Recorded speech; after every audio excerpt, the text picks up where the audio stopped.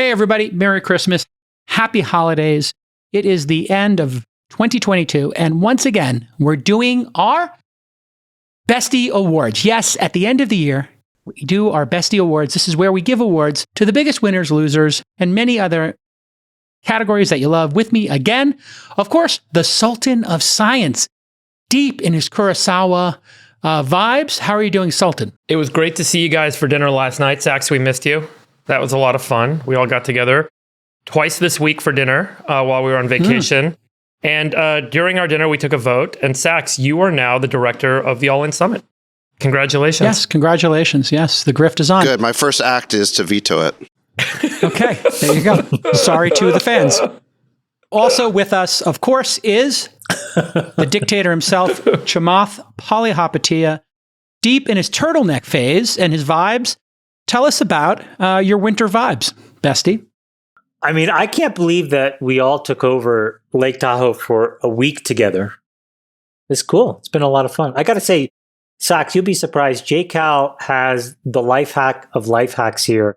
He's figured out how to basically get everything pre-wired. All the restaurants, all the reservations. It's been great. I've loved it. We've had a wonderful time. He books an 8-person table for every night, and he does it, months in advance? So every night he's got an option. Every 2 weeks out, I get a table of 8 for 5-6 nights in a row, and then I invite my besties out. And oddly, it turned out there was only one person from J-Cal's side, just himself. Yes, to be so clear. there was always room for the rest of us to show up. We had a wonderful time. I picked up the check for the nachos, and Chamath brought $6,000 worth of wine. I brought my own also to the restaurant yesterday so we could open the wine properly. It was wonderful. We've had a wonderful time. And of course, with us, looks like he had to work over the Christmas break. Sax, how are you doing, brother? You working today? I'm good. I'm just hanging out somewhere. Well, come on. You can be honest. You're at the Twitter HQ. I recognize that incredible architecture and design. They spent so much money on that office space. Beautiful. That's office. Definitely beautiful office. They've got their own bespoke coffee shop here called The Perch. We're the people that work there. Too soon. Too soon. The people are working too hard to be hanging out in the coffee shop. Let your winners ride. Rain Man David Sax.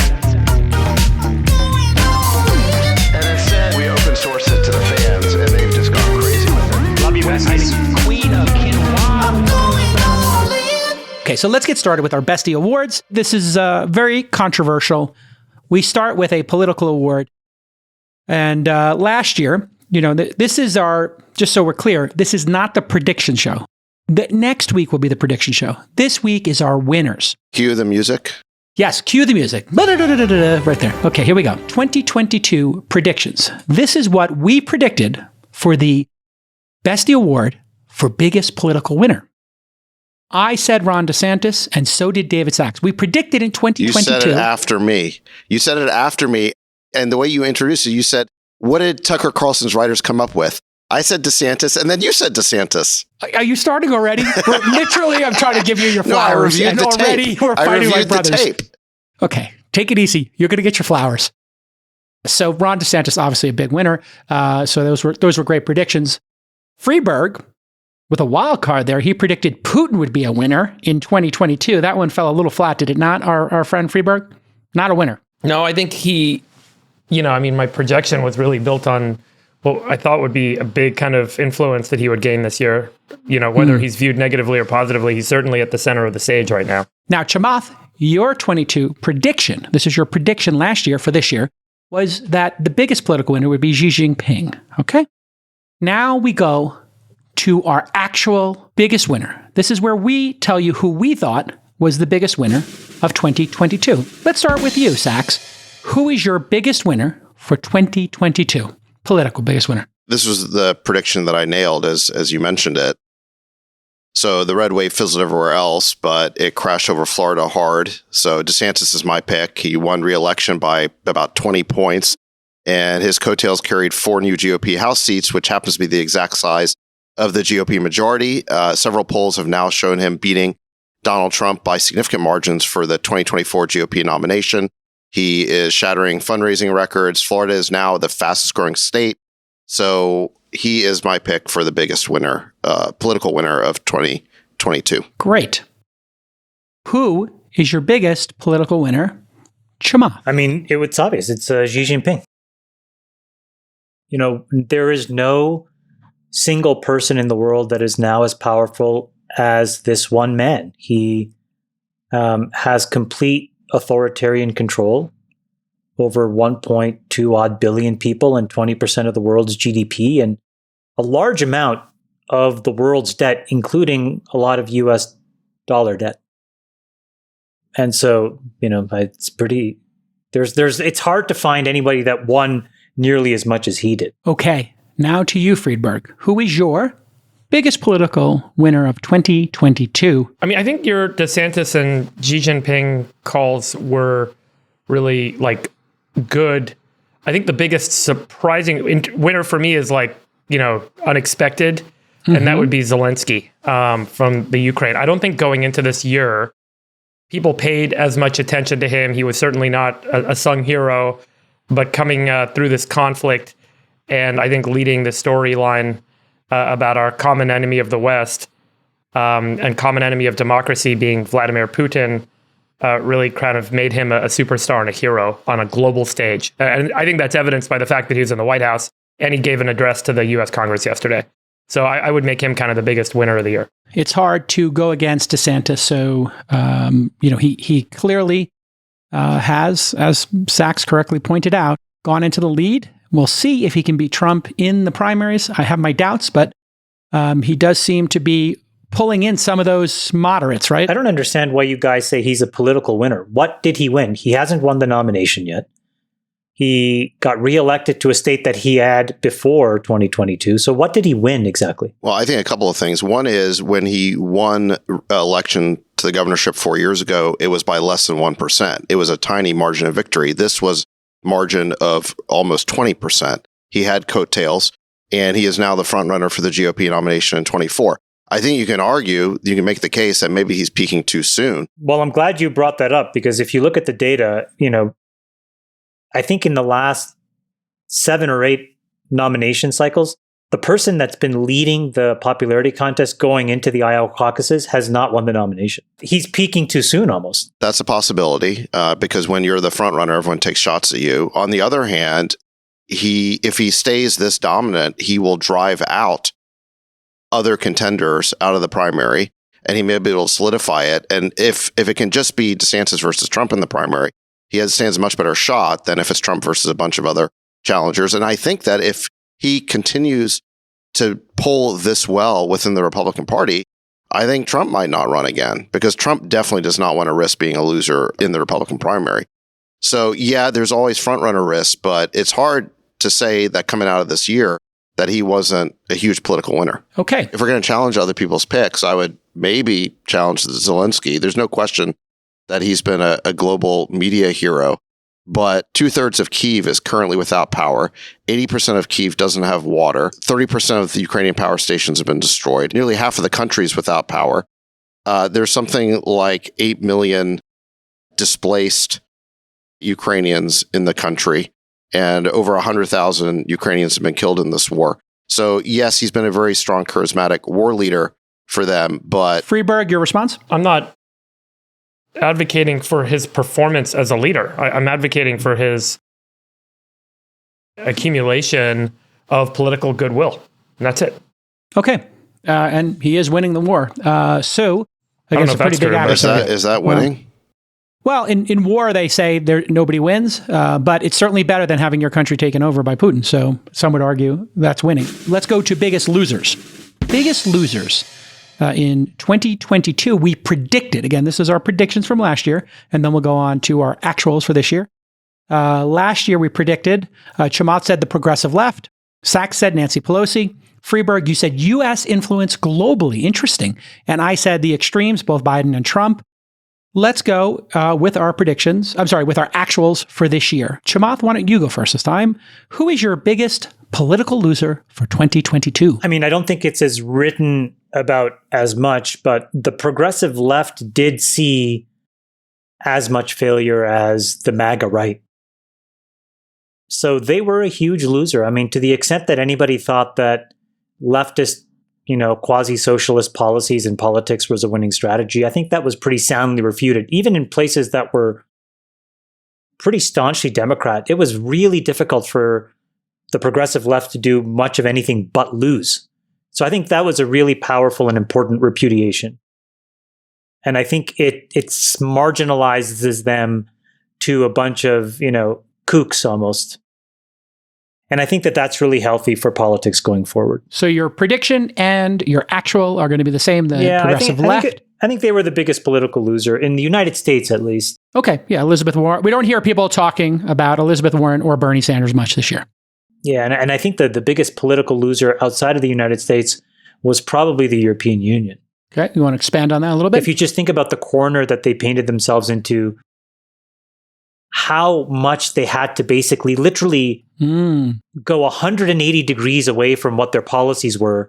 There was a huge raft of whether it was green, ESG, kind of woke, liberal politics that manifested itself in all kinds of national security decisions and energy decisions that in this last year, they literally had to undo in order to stay alive. And that makes that whole political construct, I think, very fragile. So they were a pretty big political loser outside of the United States. Okay, Sachs. It's going to be hard here to guess this one. But Sachs, who is your biggest political loser in 2022? I have no idea who you're going to pick here. By the way, I got Pelosi right last year that she did lose the gavel. So you've got to say that the war in Ukraine was the biggest event of the year. And obviously you can spread the blame around to a lot of people, starting with Putin, because he's the one who ordered the invasion. But I would say this is a slightly different take on the category, which is biggest political blunder occurred on January 27th of this year, when Blinken said that NATO's door is open and must remain open, and that is our commitment. He basically shut the door. He kept NATO's door open, but shut the door on any means of a diplomatic off-ramp to end this conflict by promising Russia that Ukraine would not become part of NATO. That was the single biggest diplomatic blunder of this year, or maybe the last couple of decades, because there's a good chance we could have avoided this disastrous war if we had just been willing to close NATO's door. Wonderful. Great, crisp answer. Thank you for that. Nice and tight. Friedberg, who's your biggest political loser for 2022? It was a tie for me between Jerome Powell and Liz Truss. Liz Truss just has to get recognition here for only being in office for 45 days as Prime Minister of the United Kingdom. I mean, I think that is cannot be overlooked. Some of the policy and folks that she put in office caused massive chaos. It was just a clear dysfunction over a very short period of time. Jerome Powell, I think this was a big surprise this year to see how the Fed chair became so politicized and his role became so politicized, both kind of the left and the right finding reasons to question his leadership and his decision-making. The failure to raise rates soon enough led to massive inflation, is what you'll hear from one contingent of politicians and the public at large. And then the rate at which he's raising rates now to catch up to to calm inflation is causing people to complain on the other side. So there is really no one that seems to be happy with Jerome Powell, and I think that was a shooting star that seems to have completely lost its luster. Okay, so the Fed. Yes, good pull there. Okay, mine is pretty clear, and objectively it is, of course, the GOP. The red wave failed. It turned into a trickle. Trump is back, and I believe there's a good chance he will win the primary. Roe v. Wade, a complete unmitigated disaster for Republicans. They caught the car, and plus marriage equality and having to deal with that. Women and the LGBT community vote, and they have long memories. The GOP, the biggest political losers for me. Okay, I'm sure Sachs has no rebuttal there, so we will move on to the next category, which is... Oh, by the way, if you say it that way, then, the biggest political loser in 2022 were women. Look at, fundamental human rights were stripped away from 50% of the population. So That's not cool. And they could have left it alone. Well, if what you mean is that the issue was sent to the states and each state then gets to decide, then you're right. But if you look at the battles that have happened at the states, even red states like Kentucky and Kansas have rejected the subsequent political push to outlaw abortion. So it has not turned out to be just by the fact that all of these red states basically reconfirmed and enshrined a woman's right to choose may actually go more to show that the Supreme Court is totally out of touch and that they didn't need to touch Roe v. Wade. And the fact that they did opened up, a huge can of worms in 50 states that now go and need to go and adjudicate this thing, where it looked like actually that decision, even back in the day, even though the way that it was done, there was a lot of room for improvement. Clearly, everybody agrees with that, but was actually after, 50 plus years, reasonable law. And so now that you took that law away, now folks, even in the red states, are like, no, it was fine, which means that this whole thing was a huge political gambit more than it was actual societal intention. Okay, so we are going to move on now. I'll add my final 2 cents to that. As I said, I do think women and the LGBT community have very long memories, and the people who are in the moderate are not going to forget how they were treated by the GOP in this specific issue. So, biggest political surprise. We didn't do predictions last year, but I'll just run down what everybody said was their political surprise. I said the fact that Kamala Harris was sidelined was pretty surprising to me, and that's continued. Chamath, you said Joe Manchin was your biggest political surprise. Glenn Youngkin winning. Sachs, that was your biggest surprise. And Friedberg, the January 6th crowd, making it into the Capitol during the insurrection was your biggest political surprise. So here we go. Our 2022 biggest political surprise. Sachs, let's start with you. You have a lot to say about politics. Go. Well, the biggest political surprise to me was no red wave. So I admit I got this prediction wrong. I got all my previous ones right, Jay Callis. I'm going to admit I got this one wrong. I believe that the electorate would focus on the fundamentals. 3/4 of the country thought we're on the wrong track. 3/4 think we're in a recession. Nevertheless, the Republicans did not do nearly as well as predicted. They only gained 9 seats in the House. They actually lost a seat in the Senate. And I think that had something to do with candidate equality. And of course, the whole election denial narrative basically was a disaster for them. I hope that the Republicans move on and stop talking about the past. What voters want to hear about is the future. Friedberg, did you have a biggest political surprise for 2022, Friedberg? Yeah, it's also the failure of the red wave. I mean, that was my pick. Okay. I think the consensus going into the election was with rising inflation and the disdain that everyone had for the way politicians kind of managed us through COVID and then managed us through the economic recovery. It was inevitable to see a flip, and it didn't happen. I think obviously we talked about why that is, but that was a big surprise for everyone. Chamath, what was your biggest political surprise of 2022? Chamath Palihapitiya. The absolute toothlessness of MAGA and Donald Trump. I mean, he was just a scarlet letter. If you were anywhere near this guy, you were going to lose. And that's surprising considering how traditional Republicans were pandering to him up until, frankly, just a few months ago. So I think that we exposed the emperor as having no clothes, and that he marginalizes and sidelines candidates into a fringe following that cannot go mainstream. It was really surprising to see how stark that was this year. Fantastic. I'm going to build on yours, Chamath. I had 2 here. Number 2 was Roe v. Wade, but we've beaten that, I think, and we discussed it as much as we possibly could. My number 1, building on yours, Chamath, is that despite what's happened with Trump, the documents, his cases in the United States, in New York, and about taxes, despite all of this, the January 6th insurrection, despite all this, Trump is still viable. I can't believe he's still viable and that he is going to be out there in the primaries and he's going to have to debate DeSantis. And I don't know that DeSantis can beat him in a debate. I think he might win. So this is completely scary for both me and Sachs. I think it's terrifying. It's Sachs' nightmare and mine. Well, I think he's mainly viable in the minds of the MAGA dead-enders and the mainstream media who want to keep him alive. And the Biden administration wants to keep him alive, and they'll do anything to keep him alive and in the news, and you love keeping him in the news. So it's a codependent relationship between the mainstream media, which you sometimes front for, and Trump. Oh, be careful telling me what I think. We need to end this codependency, J. Cal. Well, I wish the Republican Party would finally take ownership of this disaster that is Trump and tell him that he has no business. But you guys keep him in the game. And the fact that he's viable, again, your personal nightmare and mine. Okay, biggest business winner. Everybody excited to get off politics right now and get to our kill zone, which is business. So last year, we had predictions in this category. I had said Disney, that's an up and down prediction. I'll get into that in a moment. Chamath, you said small and medium-sized businesses, the old SMBs. Sachs said rise of the rest, the flyover states. And Freeberg, you said Stripe.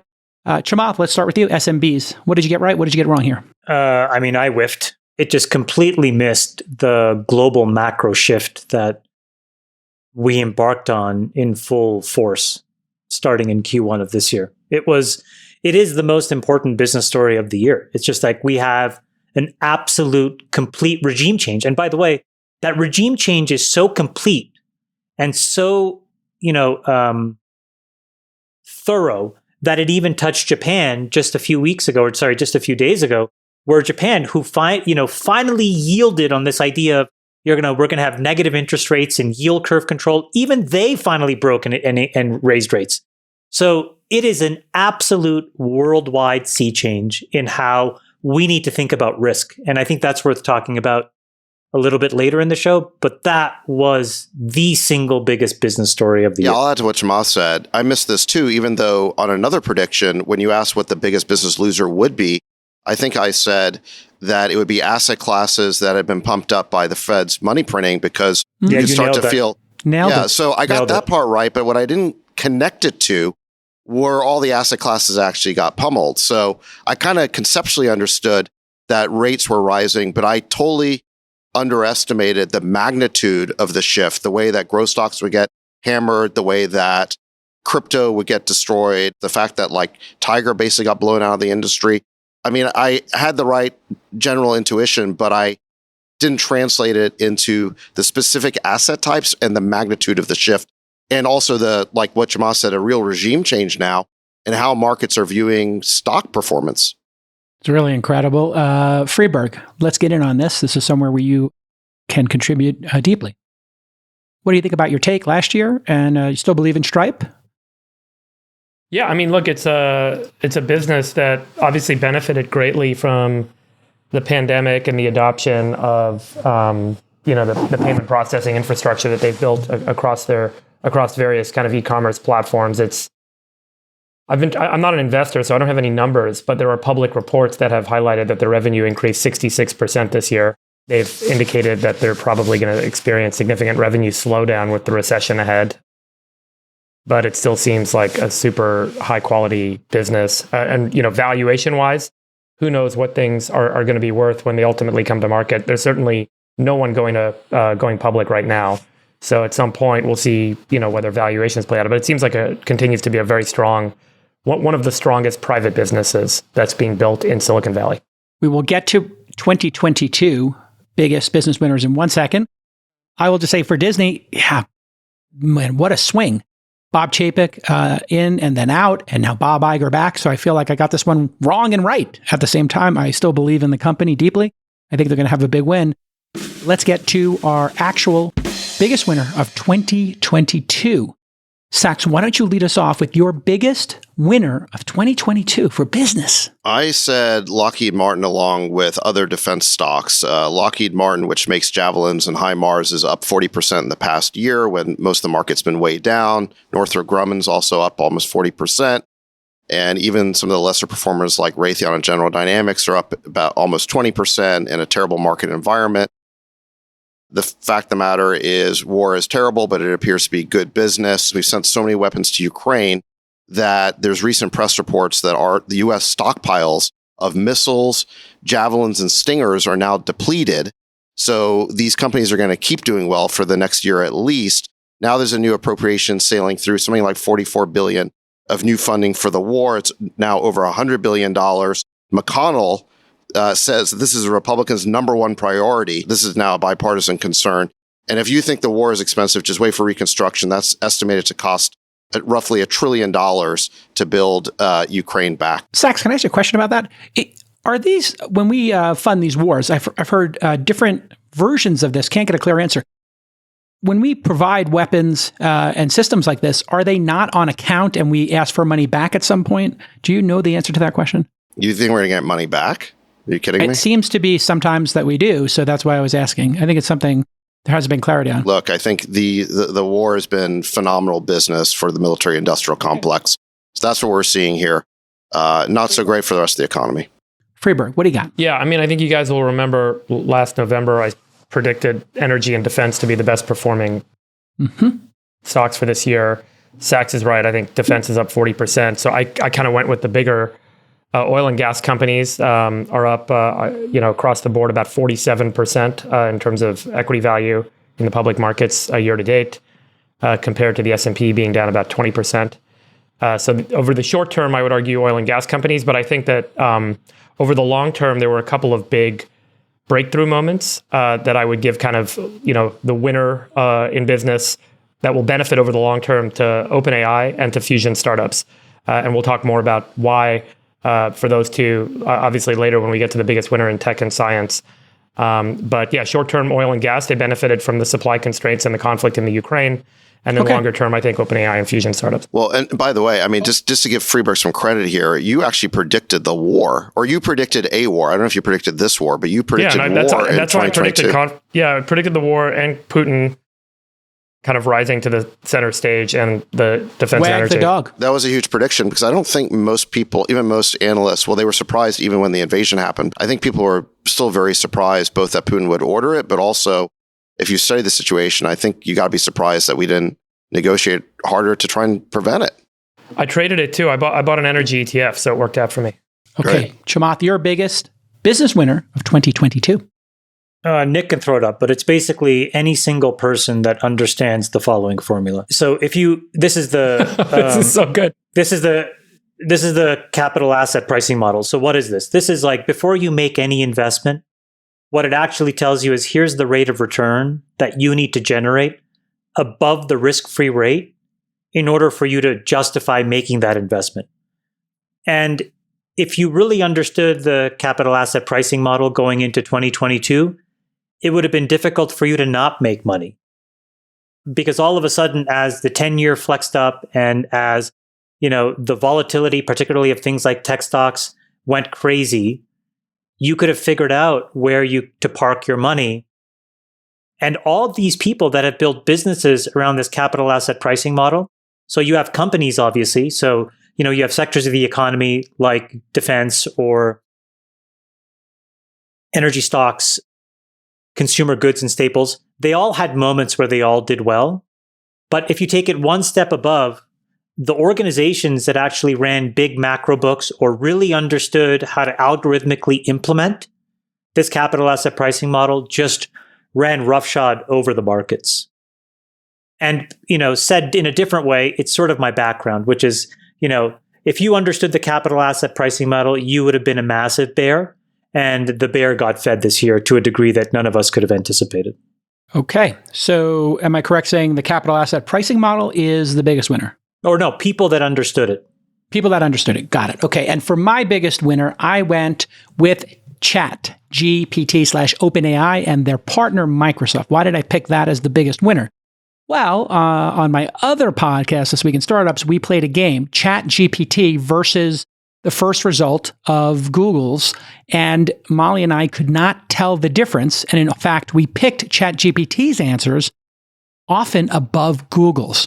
Google, one of the greatest businesses and franchises ever created, has no answer currently for Chat GPT because Google's business model is to get you to click on an ad between links. If you give the actual answer, then the person stops clicking. If they stop clicking, Google stops making money. There is no business model in search if the person gets their answer because they're done. This is an existential threat like we have not seen, and our friend Sam Altman has aligned Chat GPT/OpenAI with Microsoft. Microsoft, I think, is going to release and this is a prediction as well, a search engine with OpenAI that has a significant impact on Google's franchise. We didn't think this would ever happen, and it's here. Okay, the biggest losers in business. We made predictions last year. I said in 2020, I predicted in 2021, the biggest loser in 2022 would be crypto. By the way, Friedberg, you agreed with me, and we nailed it. Chamath, or you agreed with me. Well, Jacob. yes, that's correct. We were in agreement. How about that? We were in agreement. Bestie, we were in agreement. Sachs, independent. Yeah. you said, and Chamath, Visa/MasterCard, we'll get into that. And Sachs, you said asset classes benefiting from government pumps. Very interesting. The Fed stopping QE. Interesting. Anybody have comments on their predictions or each other's predictions from last year? On a percentage basis, David absolutely nailed it. Sachs absolutely nailed it. On a dollar basis, the biggest business loser of this year was big tech. And I think that you saw three things happen, which I think are important for the future. The first was it was the most crowded trade, both by professional money managers as well as retail. And that fever finally broke in the in the second half of this year. And now going into these last few weeks, you're seeing a lot of panicked selling to cover losses and other things. So I think that number one, that happened. Number two, regulators basically said, we're going to go after these guys every single which way we can. Mm-hmm. And then number three, I think it started to change the innovation cycle where people now actually believe that they can't outspend because folks won't tolerate it. And the things that they're spending their money on seem kind of foolish. And so I think big tech is probably not discussed enough, but it was a huge loser for this year in terms of what happened to them. 2022's actual biggest business loser, Chamath says big tech. Freeberg, who is your biggest business loser for 2022? I mean, this one's just a simple FTX. I mean, that was such a incredible revelation of the scale of the scam and the fraud and the craziness that went on. And I think what was interesting about FTX is it had implications not just for crypto and not just for kind of offshore regulatory and not just for fraud, but also for the investors. We had a whole debate about whether the press and journalists failed to kind of, appropriately investigate this guy rather than give him accolades because he said the right things, which he said he did over IM. And investors failed to do relevant amounts of due diligence or form a board and have proper governance over him because they wanted to be part of the hot new thing and everyone had capital to deploy. And I think what was interesting about the FTX failure is it wasn't just a failure due to fraud, but it revealed so many parts of kind of, call it, systemic laziness and systemic kind of blind eye and systemic bias that allowed and enabled this to happen. It was really a revealing kind of failure. And that's why I kind of gave it the award. Mr. David Sachs, who is your biggest business loser of 2022? Well, you kind of mentioned this. I picked Bob Chapek, who's the former Disney CEO. He was Iger's handpicked successor 3 years ago. Then the pandemic hit, which shut down the theme parks. But then I think the big mistake was allowing himself to be mau-maued by woke employees into picking a fight with DeSantis over the so-called Don't Say Gay bill. That caused DeSantis to retaliate by threatening the special privileges that Disney enjoys in the state. And then he had Iger undermining him behind the scenes. This was revealed, I think it was in a Wall Street Journal story, that he was grousing to insiders that Chapek was not soliciting his advice, and he was undermining confidence in him with the board. And recently, Chapek was forced out and Iger was put back in charge. Fantastic choice for the biggest loser. How brutal does Iger look in that Wall Street Journal piece? I mean, would anybody work for him? Yes, he is incredible. He looks terrible. I agree. I read that piece twice, actually. The CFO calling him up. She was the one who stabbed him, and knifed Chapek. It's a great Wall Street Journal long read. I don't think that happens without the support of the person waiting in the wings. Hey, listen, there's a couple of jobs you never quit. You never quit a hit TV show. You never quit a hit band like Roger Waters with Pink Floyd. But why didn't they just extend his retirement? And you never quit the Disney job. It's the best job. It's the best CEO job in the world. But Jason, why go through this? Never quit. Why go through the theatrics of like grooming somebody, putting them in your job and then undermining them? Like all I'm saying is if you're I think he made a mistake. He quit and he wanted to come back. Also if you're a good up and coming exec, I mean, what do you do if like all of a sudden like, you have the opportunity to get groomed for that job? It just seems really risky. Yeah. I mean, I think Bob Iger realized when in that piece, they say he went on his yacht, his wife didn't come with him. the Wall Street Journal piece is incredible, and he's got bored. And he's 70-something years old. He's like in the early 70s.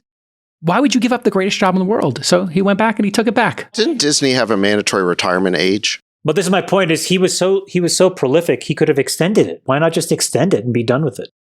Yeah. Did you guys read the book he wrote? That Ride of a Lifetime? book? What is it? Yeah, and I think that what was interesting about that book was the entire thing was built around a series of deals that he did. It was like, I did this acquisition, then I did this acquisition, then I did this acquisition. And everything for him was building this empire by doing deals. And someone whose storyline and narrative that they tell of themselves that's built as a series of deals is a deal junkie. And you're not going to be a deal junkie where that's your excitement, that's the thrill, that's the adventure that you get out of life. And then you go and sit on a yacht. You're not doing any deals sitting on a yacht. And you're going to want to get back to that. And I think it's less about kind of management and product, and it was much more about being in the midst of doing deals. And that's probably why he came back. If this was part of Iger's diabolical strategy to get back, let me just say, like, one of the ways he did it, I mean, Chapek had the right instincts, which is when this whole Florida debate happened over Don't Say Gay, highly contentious. No comment. No comment. His instinct was just to stay out of it. But then Iger made some statements about how companies have to live up to their values and that kind of stuff. And then the employees started, mowing him to get involved. And he took the bait and he got involved. And what he didn't expect is that DeSantis wasn't going to just roll over. DeSantis hit him back really hard, and it cost them economically. And then the whole thing just unraveled. And in the first interview that Iger gave, when asked about this question, he was like, no comment. So he went right. Yeah, he's like, we're not going to get involved in politics anymore. We're not getting involved in politics anymore. It was hilarious. That was hilarious. He nudged Chapek to basically get involved in politics, and then Chapek basically became cannon fodder for DeSantis. Exactly. And then Iger's like, oh, we're out of this now. I mean, how diabolical is that? Oh, it's so Absolutely. diabolical, so dirty. The other two things were Chapek said, we're going to take away your P&Ls to each of the leaders. That is like just neutering them. He basically said, everybody's under the CFO. Everybody's going to be on one P&L. That infuriated all the creatives. And then he went to war with Scarlett Johansson over a $10 million settlement for her Black Widow. He couldn't handle talent. He couldn't handle the politics. And he wanted to control everybody's P&L. Just unforced error after unforced error. Congratulations to my guy, Bob Iger. I own the stock. Do you think he was diabolical at all? Oh, in the best possible way. In the best possible way, which means that Disney stock is going to go up. Yes, I'm buying more Disney stock this year. Is all the woke progressive politics that he projects, is that all just a game to mask what a viper's nest their executive suite really is? Are you telling me that Disney is a political corporation after Eisner and Bob Iger and all of this? Michael Ovitz? I mean, it's the history of Disney. It's the greatest job in the world. It is Game of Thrones to get that job. And Bob Iger got it back. He's my guy. I'm sticking with him. Okay. And they have the best IP in the business. I don't care how he gets that job back. He's awesome. I got to say, the IP at Warner Media is a real strong contender. I mean, that Absolutely. White Lotus, we were talking about this yesterday, how good White Lotus season 2 was. All right, let's open up the White Lotus discussion. It is incredible how HBO produces extraordinary hit after extraordinary hit. The quality and the consistency of that quality coming out of HBO is like nothing else. You'll go, I mean, look, Avatar 2, I did not like Avatar 1. I thought it was junk. Avatar 2 is getting panned for being junk as well. Not everything that comes out of Disney is a hit. They certainly have the best franchises. But man, Warner Media has a lot to contend with. And, they could end up being a real challenger to Disney in the years ahead. Sax, did you watch The White Lotus season 2? Yes or no? Sorry, I haven't gotten there. No problem. It is absolutely fantastic. We have to do a little fan service here. What did you love, Chamath, about White Lotus season 2? Give the fans a little service here. Oh, wait, it's on season 2. I didn't even see season 1. I don't even know what you guys are talking about. Okay, it's the hottest show in television. Where have I been? Well, I'll tell you what's incredible is there's a diversity of characters, and they weave the super, interesting story together. But each of the characters are so distinct, and the characters are played so well. I mean, we were talking about, we were kind of at dinner last night talking about who our favorite character was on the show. And everyone has a different answer, and everyone has a different reason. And then there are characters that you hate. But the fact that you hate them and the fact that you despise them draws you in. You're drawn into these characters. I think that the way that they kind of portrayed and the way that the characters were acted by the actors, and then the way that they all kind of weave together to tell this extraordinary story, It was really compelling, and it was like just super impressive. Directing, acting, writing, everything. There are a handful of scenes in season 1 and season 2, which I would say are unbelievably psychologically violent. And there's just no other way to describe like how they just expose. By the way, they do it with simple shots, very simple dialogue. It's almost nonchalant in the way that they present these truth bombs. And you have to sit there and process it. And you're just like, oh my God, it's wave after wave. It's an incredibly well-written show. The character development is extraordinary. Amazing. Production and set design, by the way. Also, I mean, when you watch it, don't you want to? Jennifer Coolidge is go to those amazing, locations. Chamath. Do you guys remember in season 1? Sax will remember this because Sax watched it. Season 1. The family is sitting at the table where they're watching the Hawaiian dance, and Paula, the guest of the family, gets up and leaves. She can't take it anymore. And then the next day, they're in a discussion about it, and the father says something about, I think, hierarchy or imperialism or something. And it goes around the table and she just deadpans. She says, well, maybe it's just time for others to eat. Talking about, like fixing these wrongs. And I had to listen to it 2 or 3 times. I'm like, oh my God, that is a line that just sticks in your brain. There's a few of those in that show that I think are exciting. And I was saying, like, they really draw you in. The set design, the production design is so compelling. You want to be there. You want to be in that experience with those characters.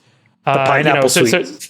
Yeah, you're like totally drawn. The pineapple suite. I mean, and then in this season, that whole hotel, I looked up the hotel, by the way, online. They had, their own set design people come in and redo the hotel, but it is an actual hotel. It's a real hotel. And they just made it so magical. Yeah, it was such an incredible Oh, Freeberg, we should make that the host of the All In Summit 2023. That would be wonderful. Oh. Sorry, I'm working on my Jennifer Coolidge. Tell your director, David Sachs, what you'd like him to do for you. Yeah. My biggest loser was crypto, and I think there'll be a subsequent domino to fall, which is now that Gary G, head of the SEC, has FTX and the FTT tokens as the grift. He's going to go down the list of other tokens, and he is going to start doing more prosecutions of grifts in crypto. Biggest loser for me.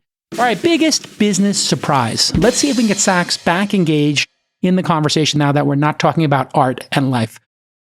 Sachs, last year, your biggest business surprise. Sachs just produced a movie about Dolly. I know. He is. I'm joking with him. He's a true artist. And he sold it to Mark Cuban. Congratulations on the sale, David. I guess me and Cuban are besties now. Fantastic. In 2021, our selections for biggest business surprises. I was very surprised by DAOs. Chamath by Moderna, Sachs by tech moving to Miami, and Friedberg, you were surprised by NFTs. What were we surprised by in 2022? Friedberg, we'll start with you. Elon Musk's acquisition of Twitter, I think, took everyone by surprise. It kind of went, I mean, this is such an obvious one, but it went from a whimsical fantasy and idea to suddenly, cold-hearted reality with, a huge kind of negotiating saga that took place and court battles and all the drama that ensued. And here's what I think was most surprising about it. It wasn't just the acquisition and the fact that the acquisition closed, but it was the incredible veracity of the head cutting, cost cutting, the demands that people return to work, return to the office. And then what was most surprising that followed that is the impact that seems to have had on the rest of Silicon Valley, where now nearly every VC I speak with, every CEO, every board is looking to Elon's behavior for right or for wrong, for moral or not, and saying that's a model for how you can challenge your team to achieve the impossible in an impossibly difficult environment, which is what we find ourselves in. And so I think it was a series of surprising events. He bought Twitter, he made these incredible changes, and then everyone seems to be looking to that as a model. And it's really resonated. It's created a rippling effect. I'm not saying it's good. I'm not saying it's bad. I'm not saying it's moral, right or wrong. But the whole thing was really an incredible, surprising, unexpected saga this year. So I give the Elon acquisition of Twitter kind of the award. Chamath, do you have a biggest surprise? I would say it's Jerome Powell and the Fed and their staunch hawkishness on inflation.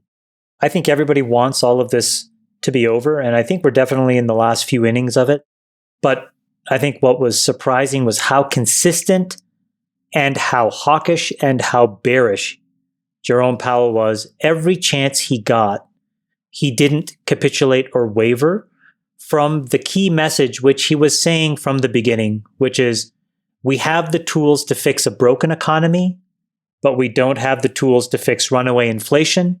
And so we will raise rates higher than anyone expects and keep them there longer than anybody wants, because on the back end of it, we can fix a few broken bones. But if left unchecked, this could really do a lot of damage. And I think that was an enormous surprise, that all the political pressure in the world, all of the financial capital markets pressure in the world did nothing to change his position. Sachs, what was your biggest business surprise of 2022? David Sachs' biggest surprise. Well, it was a pretty big surprise that Adobe bought Figma for $20 billion. That price tag in this environment, pretty big surprise. But I got to say, I think Freeberg nailed it. Got to say that the business saga of the year was Elon buying Twitter.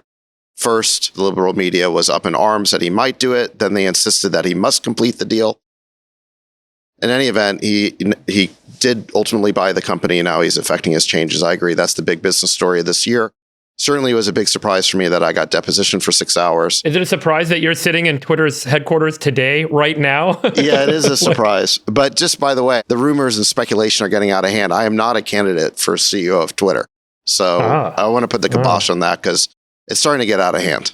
J-Cal, the job is yours, my friend. Congratulations. All right. I guess let me know you've earned when I start. You've earned it. You've worked hard. You've demonstrated your competency. Yeah. J-Cal, the last man standing. Last man standing. Outwit, outlast. Now that Sachs has said he is not taking the job, a bunch of libs have just stopped taking Xanax. The libs' biggest fear was Sachs was going to get that job. Woo, we just canceled a bunch of Xanax prescriptions. Congratulations to the libs. Sachs is not going to be your overlord on Twitter. For me, it's obvious. The Twitter acquisition is the biggest surprise by far and away. Freeberg, I couldn't have summarized it better. I will say, in 6 weeks, what we have seen there is nothing short of extraordinary. Have there been bumps in the road? Has it been a little chaotic at times? Perhaps. But the features that are coming fast and furious are going to be the story going forward. You've seen Twitter for Business. Sachs had his fingerprints, all that. Fingerprints all over that. You may have seen hashtags for stock tickers. I was briefly involved in that. There are going to be so many features coming. And this is what Elon's zone of excellence is. Product. He is an engineer. He's a product genius. The proof is in the pudding, whether it's rocket ships or the cars. We're going to see a parade of features. I predict in another 6 to 18 weeks, we will see people talking about all the great features in Twitter, not any of the transitional issues. And people will be shocked. My runner-up, Meta stock collapsing. That was my runner-up for the biggest business shock, is that they just absolutely collapsed. I was just going to add to what you were saying about new features launching. While we've been sitting here on this pod and I've been checking my Twitter feed, there's a new feature where there's a view count on all of your tweets and all of everybody else's tweets as well. So you can see how many views a tweet is generating. So this tweet that I posted yesterday has 1.5 million views. It's like incredible. So it really shows the incredible reach of Twitter. And anybody who's thinking about going to like some knockoff like Mastodon or something is going to have to contend with the fact that it doesn't have nearly the distribution. So I think this really shows the power of Twitter. And then Dave Rubin noticed I tweeted this just a second ago, and Dave Rubin noted that the New York Times doesn't have anywhere near the views for its tweets because they bought all their followers, which is interesting. I didn't know that, but I just went over to the New York Times profile and my tweets are routinely getting 10 to 20 times more reach, more views than theirs. So this is a super interesting indicator of who actually people are paying attention to on Twitter. It's fascinating. This is fascinating. I'm looking at my own. I just did, how do you give a $30 billion fraud bail, referring to SBF. And that was just less than an hour ago. No, it's 30 minutes. Yeah, an hour ago. And I have 50,000 views already, which is 10% of my follower count. So this is an extraordinary. You see right next to likes, retweets, quote tweets, the feature train is coming. And this will change the dialogue. All these haters who are like, Twitter's going to go down, who are rooting against Elon. Let me tell you something. If a guy can land 2 rockets at a time and he can literally restart the electric car movement, and he becomes the number one car in any category he releases a car in. How on earth would you bet against him to build software? You have to be idiotic. This is way too much. I mean, you guys, we should. Sorry, keep he's a doing feature. The awards. He's a product. I get it, but it's like an ad. Yeah, you're selling a product Whatever. for a company that you guys are working at. I mean, come on. I'm not working at the company. Sachs isn't working at the company. Great. Well, you guys are advisors, right? I Well, mean, hey, Nick, can you let me show one other feature because I think it's cool. Nick, let's go. Yeah, keep going features. Nick, Let's go. Pull up my profile real quick. Welcome to This Week in Twitter. Oh my God. Twitter now has affiliate badges. You can see I've got a little Craft Ventures badge next to my name. So if you should be able to click on it actually to get to the Craft Ventures profile. Yeah. So you're going to be able to affiliate users with business accounts, and it creates kind of secondary badges after the blue check. I think even the corporate journalists are going to love this because if you're a New York Times writer, you'll have a little NYT badge next to your name, Wall Street Journal, whatever, you'll have that little badge. So more and more people are going to get blue checks, and then people are going to have secondary or even tertiary badges that are basically specific to their affiliations. Okay. So I think let's make sure let's get an all-in badge. We are going to have all-in badges really soon. Oh, awesome. Okay, let's go. Except for Freeburg. Freeburg's going to get That was our biggest business surprises, and we just canceled your account, Freeburg. You're locked out. We just took away your... No one goes to it anyway. It's all good. Don't worry about it. Okay, best science breakthrough. Here's an easy one for us to do. 2022 biggest science breakthrough.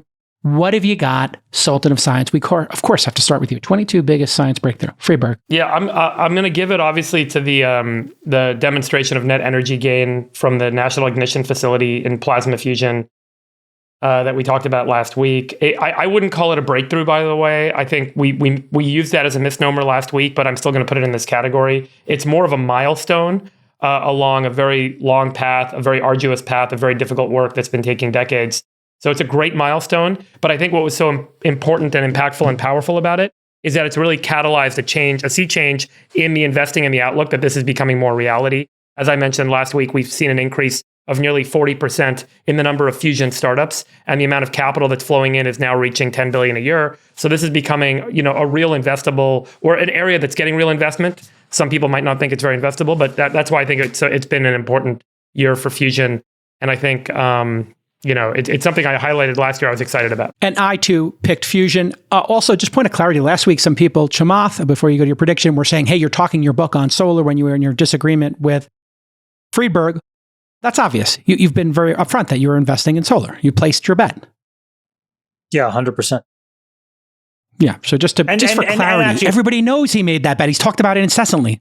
Plus, those idiots that were saying that are stupid. But yes. Let me further clarify what I said last week and why it's important. If Nick, can you bring up the capital asset pricing model again? The most important thing for me is to make sure that we don't misallocate human capital into endeavors that I think are best left for research institutions funded by the government. And I think when you look at a capital asset pricing model and try to build one out for fusion as an example, the expected rate of return that you need to get from this is just astronomically high because of the beta of that investment risk and the market risk premium you have to generate. And so, from my perspective, I think that there are probably 4 or 5 labs in the world that are capable of actually getting us to a positive energy equation. I think Friedberg, I really thank you for actually saying that it wasn't a breakthrough and more of a milestone. I think the real breakthrough is when we have positive, not just joules, but we actually convert that into electrical energy, right? And we actually talk about power and watts. And I think that most people listening probably don't even understand the difference between joules and watts or don't even care, and they want to jump around here or there. So the point is that there's an enormous path we need to take in physics. And I think it's best done in governments. And I don't want to see a bunch of billions of dollars get wasted to get marginal cost of energy to zero right now. I think there is a point in time where private startups can take the last 20 or 30%. But I think about this like the internet, which is you needed DARPA to build V1, and then it could be handed over to private industry. And I think fusion, when we look back, will look very similar. And all the folks that try to build, versions of the internet that were private, I think found themselves lagging because there's just a level of investment that's required that's best served in government. So anyways, that's let's clarify that for all the folks who got their panties in a bunch yesterday. For the Brigadoons. But in any event, my science breakthrough of the year is that there was a 13-year-old girl. This was, because of all of this fusion stuff, actually, we didn't even get to cover it because it happened in the same week. And I think this is infinitely more impressive and is an actual breakthrough, which is a 13-year-old girl in the United Kingdom who had a heretofore uncurable form of leukemia, T-cell acute lymphoblastic leukemia. So typically you start in chemotherapy. If chemotherapy doesn't work, you move to bone marrow transplants. And it was uncurable. And a lab in the UK, basically using CRISPR, edited these transplant T-cells to go in and wipe out her cancer. And now her cancer is literally undetectable. Now, if you bring up that capital asset pricing model again, Nick, what I'll tell you is the rate of return on a human life, in my opinion, is infinite. And so here is an unbelievable breakthrough that got very little attention because everybody was wrapped around the axle of fusion. It happened in the same week, so maybe it's understandable. I didn't understand it. But I think this is the single most important thing that happened in science, not just this year, but frankly, in the last decade. Because if you can actually now do base editing and eradicate, at least in this case, a blood-based cancer, and eventually we'll be able to bring that and use that towards solid-state tumor cancers, it's a huge breakthrough in just human longevity and human quality of life. And that happened just a few weeks ago. Okay. And of course, for David Sachs, his biggest science breakthrough is I don't care. So moving on. Okay. Sachs, go ahead. Tell us. Yeah, no, this category reminds me of, remember when Biden had that moment where he's like, America can be defined in a single word. And then he's like, blah, blah, blah, blah. That's kind of how I feel about this category. America is a nation that can be defined in a single word. I was going to excuse me. Amazing how you figured out a way to be derogatory about Biden in the science section. A new low even for you, Sachs. Oh, it's a good one, Sachs. I like it. All right, biggest flash in the pan 2021. This is what we said were the biggest flash in the pan. I said the woke socialist leadership of cities, i.e. Chesa Boudin. Freeberg said the Constitution DAO. Sachs said the word transitory, very well played.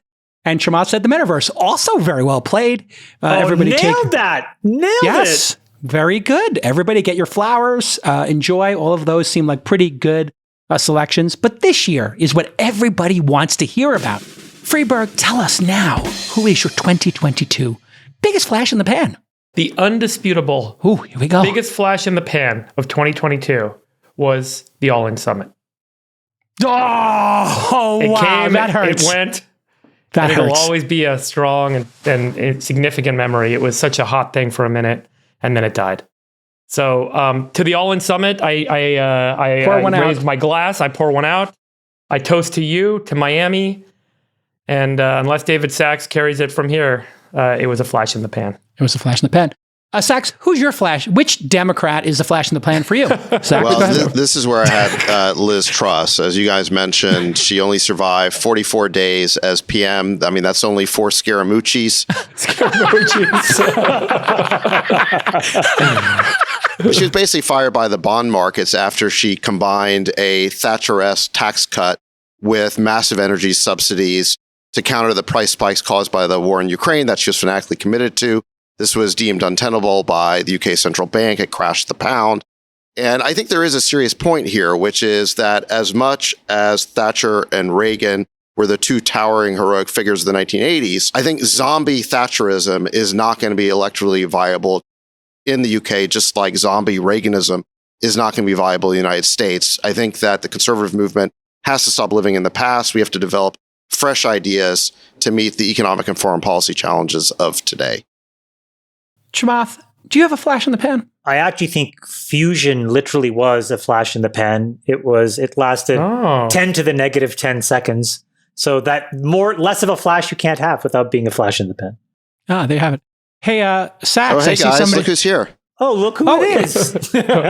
Oh, is it the proprietor? The proprietor, the owner. Twitter customer support at your service. Zach, you spent the last 15 minutes selling your new features Yeah. on the podcast.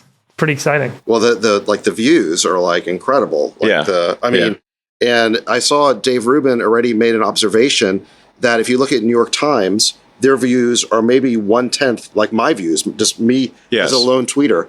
And he said that their followers are inflated by just basically buying a bunch of follower accounts. Yeah, the views thing is huge. That's why I pushed the views, which is like actually a lot harder feature to implement than you'd think, because the sheer number of transactions per second, like I think it sort of requires system-wide on the order of 3 million transactions a second to actually calculate the view, calculate and display the view count, FYI. For Twitter Global. So it's like 3 million per second. It's a lot. For those of you listening, Elon Musk has joined the pod. Elon, how's the first 6 weeks been, generally speaking, of owning Twitter? Well, it's been quite a roller coaster, which obviously you've witnessed and been on the roller coaster as well. Yes, the Dramamine. I've taken the Dramamine. It's quite up and down. I mean, it's exciting, but I think it sort of has its highs and lows, to say the least. But overall, it seems to be going in a good direction, and we've got the expenses reasonably under control, so the company's not like in the fast lane of bankruptcy anymore. And we're releasing features faster than Twitter's history, at the same time as having contained the costs and reduced the cost structure by a factor of 3, maybe 4. So. The verified is obviously that's huge. It's a revenue stream as well as a means of identifying of like knowing that it's a real person and not a bot or a troll situation. Having the organization affiliation, which I suspect you talked about, that was an idea of David's that was great to have organization affiliation. So you can know that somebody is an actual professor at Stanford, or that this particular handle is actually Disney, not someone simply putting "I work at Disney" in their bio. So I think that's going to be really helpful. Just really just having detailed and nuanced verification. So of all the various things that you say you are these things validated by other people and organizations? Can you tell us how you do product iteration, Elon? Because one of the things that I think some people got jolted by over the last couple of weeks is like a bunch of things got taken away or changed or rules changed or policies changed, and there was very quick action. And then people had all this negative feedback about the quick action without communication. But your extraordinary talent is to iterate product to success. Can you just maybe share with people how you do product iteration in this context to help them understand how some of these decisions get made and why moving quickly is so important, and just, how you're doing this? I'm a big believer in you want to look at the net output. So it's sort of like, what's the batting average? If it's like baseball, the point is not that you hit the ball, but it's like, well, how many home runs you get, and how what's your actual slugging percentage? Yeah, slugging percentage. Yeah. It's like you're going to swing for the fences. You're gonna strike out a bit more, but we're going to swing for the fences here at Twitter, and we're going to do it quickly. So. And I think generally, my error rate and sort of being the chief twit will be less over time. But in the beginning, we'll make obviously sort of a lot more mistakes. Because I'm new to I'm like, hey, I just got here, man. So, I mean, if you look at the actual amount of improvement that's happened at Twitter in terms of having costs that are not insane, and getting and actually shipping product that on balance is good. I think that is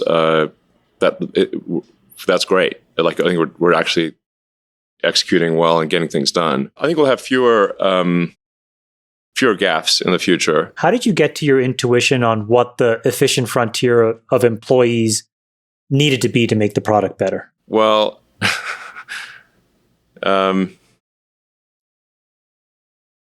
yeah. Well, I observed part of this where you basically asked the question, who here is critical and who here is exceptional? Yes. I mean, really, what the criteria is trying to apply, and obviously you're not going to be perfect if you're moving fast, and there's a lot of people you're talking about here, is that anyone who is exceptional at what they do, where the role is critical, they have a positive effect on others, and they are trusted, meaning they put the company's interests before their own, should stay. Pretty straightforward. Yeah, and also is up for working hard. Like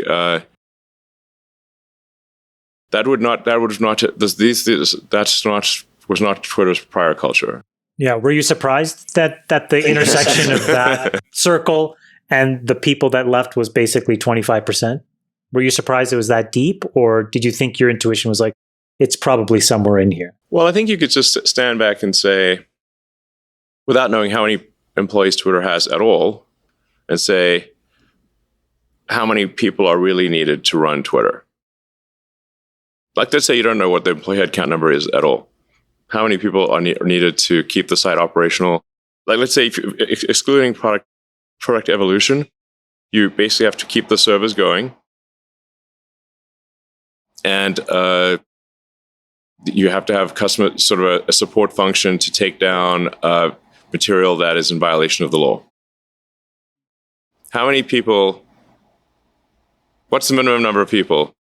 That's in the hundreds, probably. It's not exactly. It's not like a giant number. Yeah. Twitter still has like 2,000 people, right? Yeah, we still have 2,000 people. It's not nothing. And actually, there's actually on the order of like almost 5,000 contractors. Like almost all of the what's called trust and safety work, which is like the support functions for the site, are done by contractors. You're doing a lot more to take down hate speech than the company previously was doing. Yeah, absolutely. Like, hate speech impressions are down by a third, and will get even lower. Maybe you could speak a little bit to what we discovered, I think, in those early weeks, which was the incentive. The incentive previously was to create as many accounts as possible. And there were a lot of quick fixes to lowering all these, what people might call bot accounts. In some cases, it was people opening many millions of accounts. But we discovered this very early. How easy was it for you with the tech team to maybe lower the bot count and all the fake accounts? Maybe you could speak a little bit to that, because people have seemed to think that, gosh, it's a really hard thing to get rid of bots, and it turns out it isn't. Well, we still have a fair number of bots in the system, but I think the incentive structure, the way Twitter was set up previously, was this relentless focus on what they called MDAO, which is monetizable daily active users. Although I would say the monetizable part is dubious. But at least things that appeared to be monetizable or could be passed off as monetizable daily active users. So this created an incentive to turn a blind eye to fake accounts. So if the incentive structure is maximize the appearance of monetizable daily active users, then it's a strong incentive to pretend that a bot is real. And that's what happened. So we've taken a lot of steps to reduce the bots and trolls situation. So many. I think you're seeing that in the usage. Like, it's not like relatively rare to have your replies filled with crypto scams. I'm not seeing any anymore. Freeberg, you had a question. Yeah, I mean, just on your earlier question, Elon, when you first started making changes at Twitter after you bought the business, a lot of people kind of took notice at how extraordinarily swift and significant those changes were.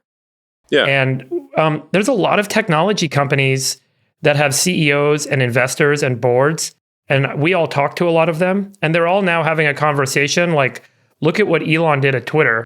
How can we do something as aggressive, as swift, as deep? Do you think much about kind of the model you're playing for other businesses and other business leaders, particularly in Silicon Valley, and how you're operating Twitter? Do you ever kind of talk about that? Because I know you mostly talk about your business and you talk about the businesses you're running, but you're having a big influence, I think, in how other people kind of act and behave that are other business leaders and run other technology companies. I mean, to be frank, I'm not really, I'm thinking about that much because I'm just thinking about like, how do we, I'm just like, just get Twitter to be in a financially healthy place, and fix the engine of engineering so we can have a rapid evolution of new products. So, and I mean, I guess I'm in sort of in some ways an unfortunate position where I don't have to answer it. It's not public, and we don't have a board really. So, I mean, so I can just go, and I can take actions that are drastic. And obviously, if I make a bunch of mistakes, then Twitter won't succeed, and that'll be pretty embarrassing and sad. But as long as, like I said, as long as the batting average is good, that the wins significantly outweigh the mistakes, then it'll be a great future. And I think I'm very optimistic about where things are headed. I think a lot of people want to talk about or understand, Elon, your position on freedom of speech and your principles. I'm curious. You've been pretty upfront about it. How do you think about it post-acquisition? What speech should be allowed on the platform? Kanye came back. He just went insane. His account got revoked. What have you learned, I guess, now that you own it? Because you must be getting a lot of inbound from people asking you, hey, how are decisions going to be made, et cetera. You've been clear. Transparency is super important in this, but maybe what are your thoughts on free speech and speech on a platform like this? Well, I mean, the general principle, I think, is that we should hew close to the law in any given country. So the laws vary quite a lot by country. So I think we should be doing free speech that's close to the law. And that's the general principle. I think there are other things where it's like, okay, we like, for example, like if you're an advertiser, you don't want to necessarily, you don't want your ad, like let's say it's a family movie next to some, NSFW content, even if that content is text. It's like, they'll be like, that's we don't, so that's part of what, so there's more of an allowance for what some might call hate speech on the system, but it's not going to be promoted. It's not like we're not going to be recommending hate speech. It's just at risk of stating the obvious. And we're not going to monetize hate speech. So, or negative speech. Like that's, nor would advertisers want us to. I think it's going to be a rare product that wants to be next to seriously negative stuff. I was going to say, you referred to it as, hey, freedom of speech, but not reach, because this is a very nuanced discussion. Like, should this stuff be able to hit the trends, and that kind of stuff? Yeah. Like it's certainly possible that some things that will be regarded as hate speech will hit trends, but I think it's going to be relatively unusual, especially as we are doing a better job of controlling the bots and trolls situation. And I do want to emphasize, like, there's a difference between the bots and the trolls. Like, bots are like fully automated accounts, but like a troll farm would be where you've got 100 people in a warehouse somewhere, each with 100 phones, and so they're actually humans, and they're going to pass a captcha test, or and they can reply, and because they're actually good humans, but it's actually 10,000 accounts that are obviously not operating as real people. So that's stuff like that can cause things to trend negatively. That's why I'm like a big proponent of having just a low cost verification capability. And so, but like this is definitely a work in progress. So there's like I said, there's going to be, and I did like one of the first things I said after the acquisition closed was like, we're going to make a bunch of mistakes, but then we'll try to recover from them quickly. and that's what we've done. And I think we've generally succeeded in recovering from them quickly, and it's been going pretty well. Was the Paul Graham and journalist suspensions mistakes? Have you talked about this publicly, about how that all kind of got resolved at the end? Yeah, I mean, the Paul Graham suspension was definitely a mistake, and I actually called Paul Graham to apologize personally for that one. Did. Yeah. Oh, great. Yeah. So, on the journalist front, I think the journalist suspensions were not a mistake in that for some reason a bunch of journalists thought they were better than everyone else, and that if they engage in doxing and break the rules in various ways, that they're not subject to suspension, even though your average citizen is. And I think that's just messed up. The same rules should apply to people who call themselves journalists as to anyone else on the system. They shouldn't be sort of above the rules. For some reason, they thought they should be. That doesn't make sense. I don't think that's right. Yeah. And the rules being transparent and upfront, I think that's what everybody's looking forward to. Maybe some just complete clarity and transparency. And you've said from the beginning, when somebody gets suspended or this shadow banning or this sort of tips into this really weird stuff that we discovered or the journalists discovered during the Twitter files, it's kind of a bummer that people are being sanctioned or shadow banned and they don't know it. If we're going to have a system, the rules should be clear to everybody. Yeah, absolutely. So the something I've committed to, and we'll I think probably be able to roll that out in January. Just by the way, there is like a bit of we are not going to be rolling out a ton of new features over Christmas and New Year's and stuff. So there's like the next sort of feature set will probably roll out mid to late January. And hopefully in that we can include information about why an account is suspended or has what is called within Twitter visibility filtering, aka shadow banning. So and some of these things are there's a lot of things that just happen accidentally where there's the rules in the system that are meant to detect whether someone's a sort of bot or troll or like brigading, where they're and then an account is sort of innocently caught up in that.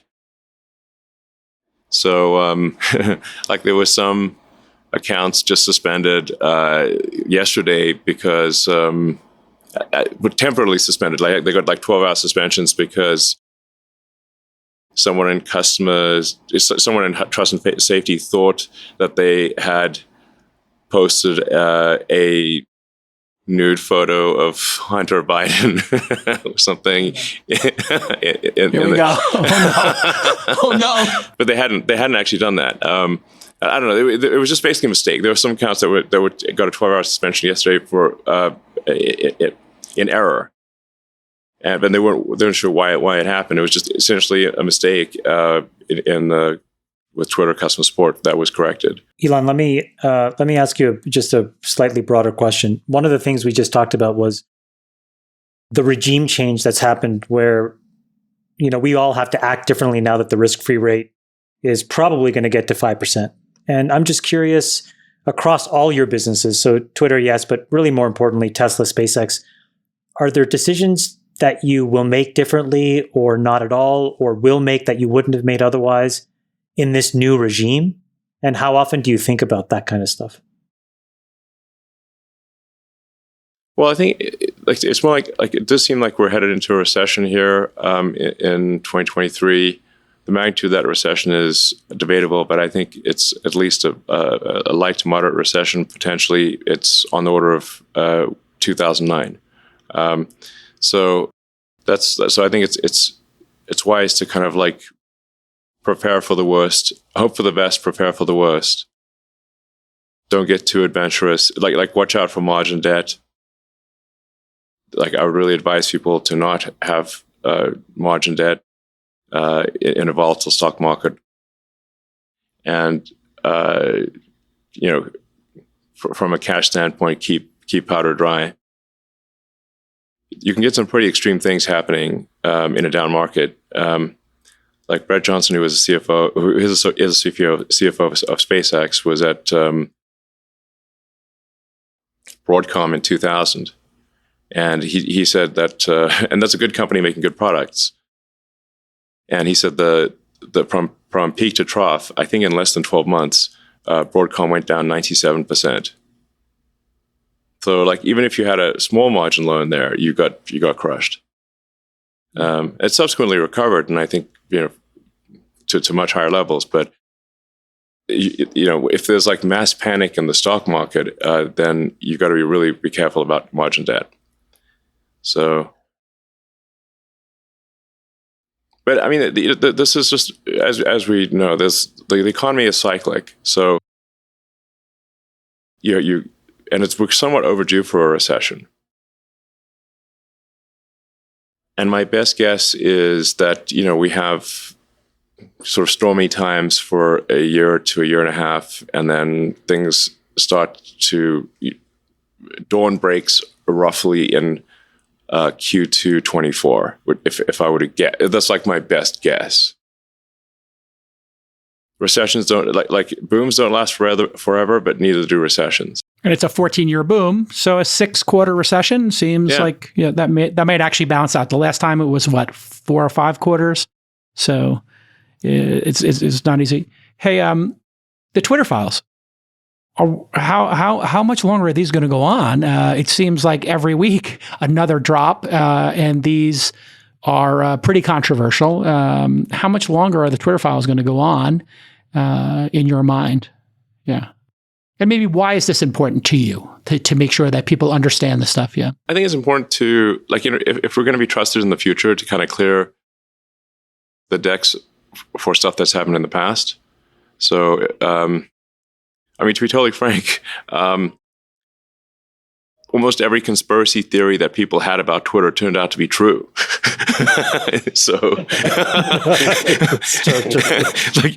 there a conspiracy theory about Twitter that didn't turn out to be true? So far, they've all turned out to be true. And if not, more true than people thought. Is there a part of the files that really shocked you more than the rest of them? Like, of the things that have been disclosed, of all of these things, is there something that really sticks out with you as like, holy shit, I had no idea this was happening?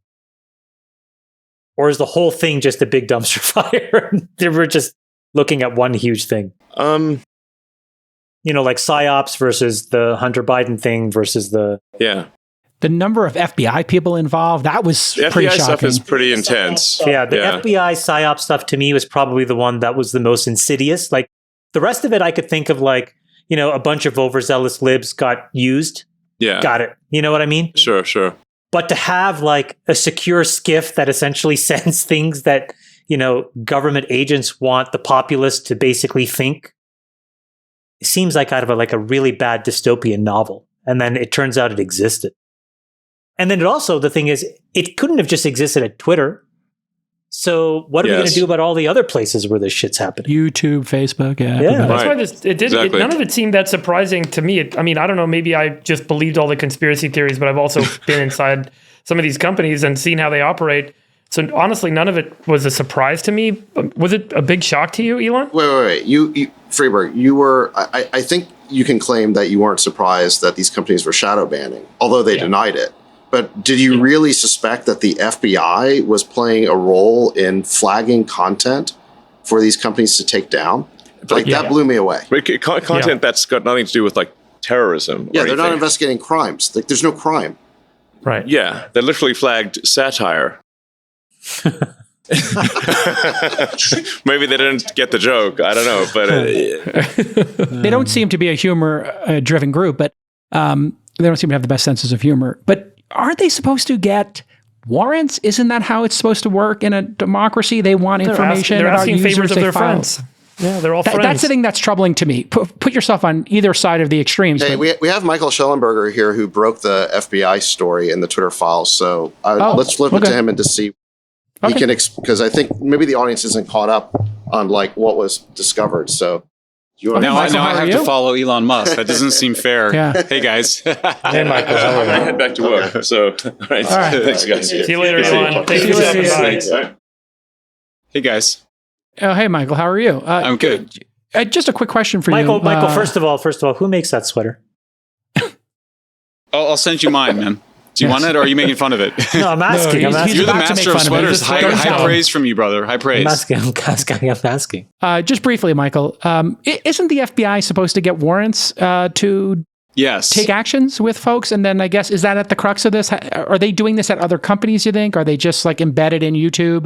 Should we Yes. expect they're embedded at Meta and that they don't get warrants and they're kind of tipping the scales? And is that a good thing for society or a bad thing for society? It's a bit of a basic question. Yeah. Well, I think there's multiple issues relating to FBI that I think have to be unpacked a bit. But the first one is that, FBI was constantly pushing the boundaries of what is legally and ethically acceptable in terms of requesting information. Now, I think what you saw over the last 3 weeks was a shift in, I think, our own understanding that we did see more pushback from Twitter executives against FBI and some alarm bells being rung in terms of the requests that were being made from the intelligence community. But these guys were really persistent. They kept asking for more. They kept getting more and more cooperation. It's very troubling. It does look like Congress is going to look into this. The two heads of the committees that are tasked with this have said that they're going to look into it next year.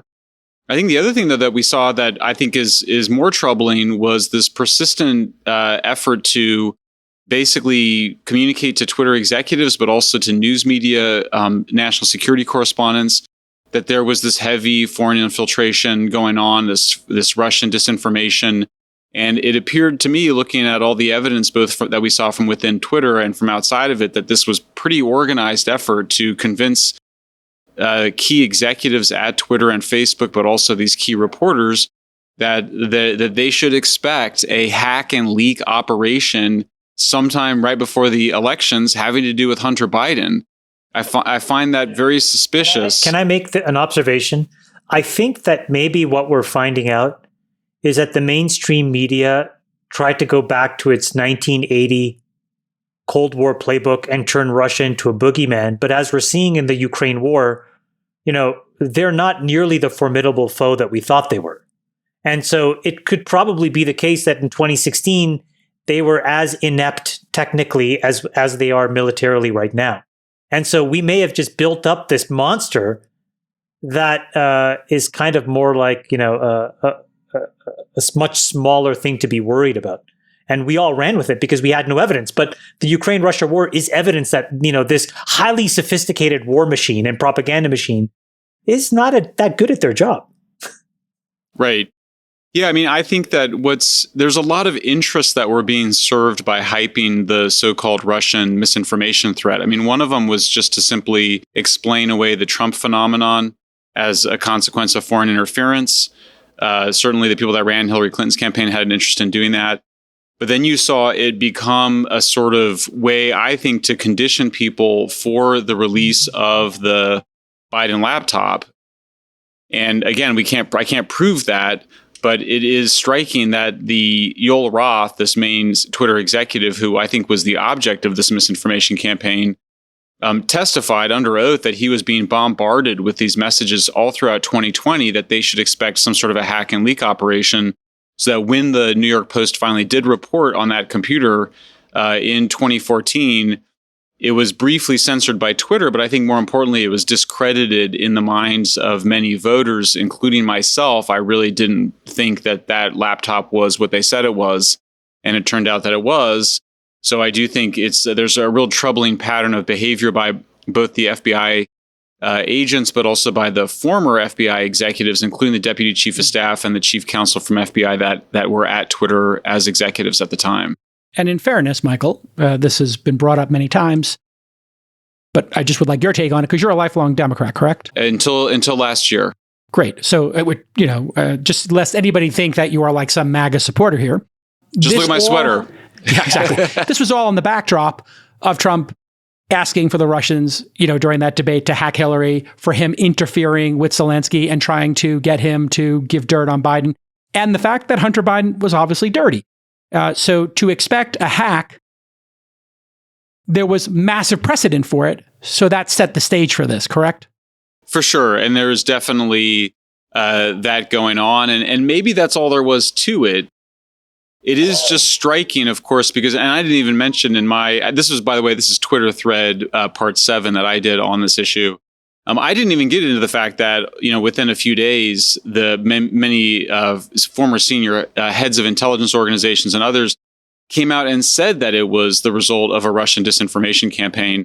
So, yeah, sure. I mean, I guess we could find some other explanation for it, whether it was innocent or coordinated. But it is striking. Also, I think the other thing that we found was the contrast between the threat inflation and what Twitter was finding themselves. I mean, there was, Yoel Roth would respond to FBI that, yeah, we looked into these accounts that you mentioned, and they were all very low follower accounts with very little activity. So they just weren't finding very much foreign influence on the Twitter platform. And so I just think it was grossly inflated either for kind of good reasons or bad reasons, I would say. Yeah. Yeah. And it's, there's no perfect way to police this stuff, obviously. And, okay. Well, listen, we appreciate your reporting. Yeah. Thanks for doing it. And if you haven't read Michael's book, San Francisco, you did some great reporting there as well. And continued success in your investigative journalism career. Thank you, Michael. Thanks, guys. Appreciate it.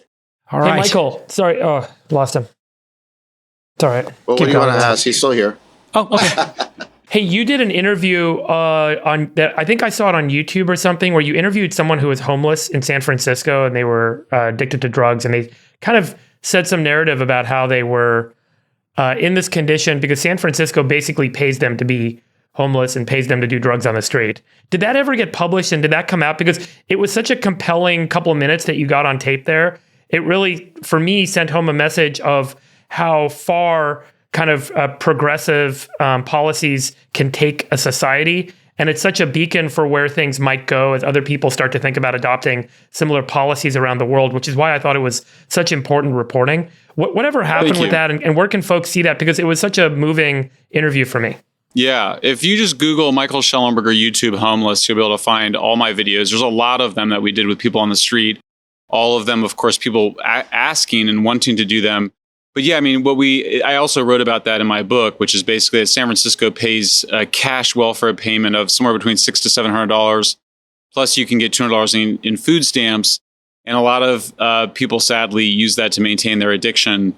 And this gentleman, James, with the tattoos on his face, was very honest about how he was playing the system. In fact, he was himself, we found this increasingly, kind of horrified by the incentives that San Francisco was creating for people to live on the streets and live on the streets in their addiction. So yeah, you can find that on YouTube. Like so many people say incentives drive behavior, and unfortunately, these policies all came from a good place, from a kind heart, and the idea that we could help people in need. And unfortunately, the way that the incentives get structured, they can actually cause more harm than good. It's such an important lesson. I just wanted to say that because I think your reporting on this really hit that home. So thanks for doing that. I think it's really important because we have to do the right thing for people, but we also have to be careful that the policies are done in the right way. So thank you. I think it's so well said, Friedberg, because when you're Michael, and I just think you're very courageous for doing it, because it's very easy for somebody to say, "Oh, well, you are being callous." The truth is, incentives matter, and we see this over and over again. If you pay for something, you get more of it. And really, San Francisco is bearing the burden. I think this is what your book and a lot of the videos you've made, at least the message I got was, San Francisco has the lowest price of drugs, the lowest enforcement, and the most incentives. Therefore, they suffer because every person who is, addicted comes here because they speak to each other. And 90% of the people who are in San Francisco are here because we have created an incentive structure. Is that directionally correct as we wrap here? Yeah, 100% correct. Including just the non-enforcement of laws against sleeping on the sidewalk, doing drugs in public, not requiring. I mean, ultimately, 3 times more people die living outside as an unsheltered homeless person rather than being in a shelter. And for me, that's all you need to know that we cannot allow our brothers and sisters to sleep on the street, no matter how desperate they sound about wanting to avoid going inside. It's 3 times deadlier to be on the street than inside. So the compassionate thing is to force people into housing. Yes. And that's just very tough for people to say. But, because you're we have this perception that people have freedom and they should have the right to do this. But a person who's taking fentanyl in your research is not thinking correctly. And if it was any family member of ours, we would not want them to make that decision for themselves. We'd want somebody else to make that decision for them, correct?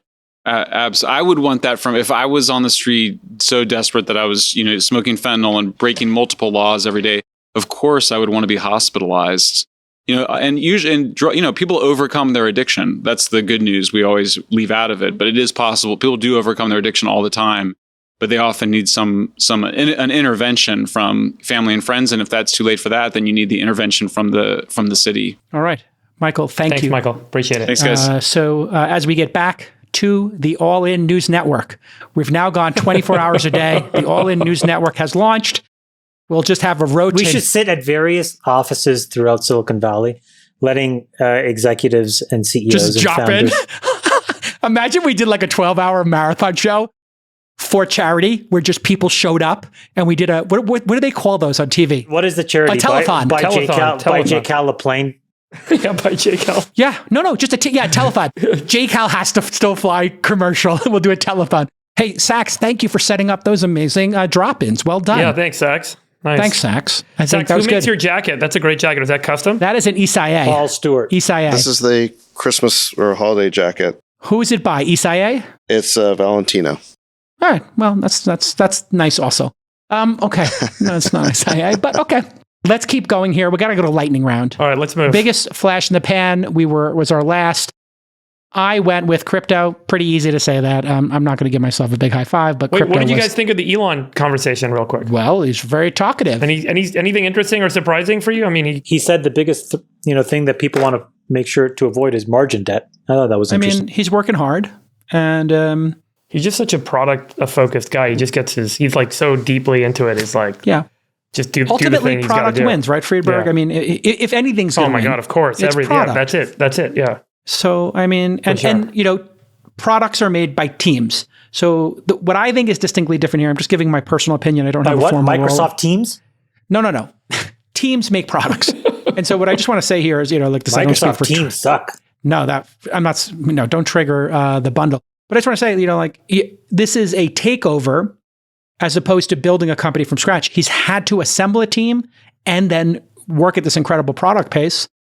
And I think those two things are starting to click. Week 16 is going to look very different than the first 6 weeks. So the product's already looking awesome. And it was nice of him to give me that shout out on the affiliate badges, but I'll just give a shout out to I didn't hear it. What was it? Oh, well, he gave me some credit for the affiliate badges, but I wanted to give credit to the PMs who approached me about that idea. Master troll. I win again. Oh, okay, no, fine. The whatever. truth is, let me give credit to the actual PMs, Evan Jones and Patrick Trauger, who they approached me about this idea they had, and then I helped, give it some momentum. Here's the truth: when Dave and I spent the first couple of weeks there, now that it's a little more public, Elon's been on the program, what we found over and over again was that there were great features that were ready to be released that were being held back by management, and there were brilliant people with all the ideas that you'd think should have been released. And they just weren't allowed to release a lot of these products. Why? Who knows? But now that he's in charge, I think you'll see the product cycle is going to go much quicker. The most important thing I saw, which is such an important lesson for anyone running a business in Silicon Valley, is that the pace of decision-making matters far more than the accuracy of decision-making. It's always been like one of my 3 big mottos.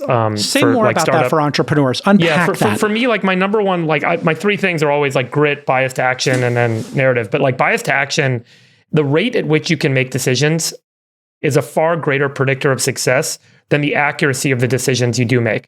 And so you have to be willing to embrace failure. You have to be willing to make decisions that could result in something not being done correctly or making a mistake, and even getting embarrassed on the internet, by making mistakes and having to call people like Paul Graham and apologize for them. And that was a big moment. But the problem is, as a business scales, as professional managers are brought in, their incentive is to not make mistakes. Their incentive is to do things that are predictably going to work and are predictably not going to fail. And therefore, they avoid taking the risks and they reduce the rate of action, the rate of decision making. And that's why so many businesses ultimately don't scale, past some sort of inflection point, or when founders that are willing to push that envelope step out, everything starts to fall apart. And it's so critically important, I think, to look at that as being, I think Elon's defining trait and characteristic is that this, regardless of the scale of the organization and the enterprise, he's still willing to act with that level of bias to action that you typically see in a small startup. Okay. And put his reputation at risk. Yeah. Just to Well sum said, that up, Freeberg. I sat in a meeting yesterday. He said that if we're not rolling back 10% of the time, we haven't pushed hard enough. Right. Wonderful. There you go. So, I mean, it's Co-founders like if listening. you're never rolling anything back because you never make a mistake, maybe you're just not moving fast enough. You don't have enough You're not of a ambitious bias. enough. You're not fast You enough. don't have enough of a bias towards action. You're too afraid of making a mistake. By the way, okay, here's what's so interesting about the views feature is that a bunch of websites, I think it started because Instagram did a bunch of apps, deprecated, likes because they felt that it was part of this negative cycle. And so they took all this stuff away. And basically views is going sort of back in that direction and giving more granularity in terms of outside in social engagement on a post, which is, I think, interesting to see. It's happening in a moment where all these other sites and apps are actually going in the opposite direction.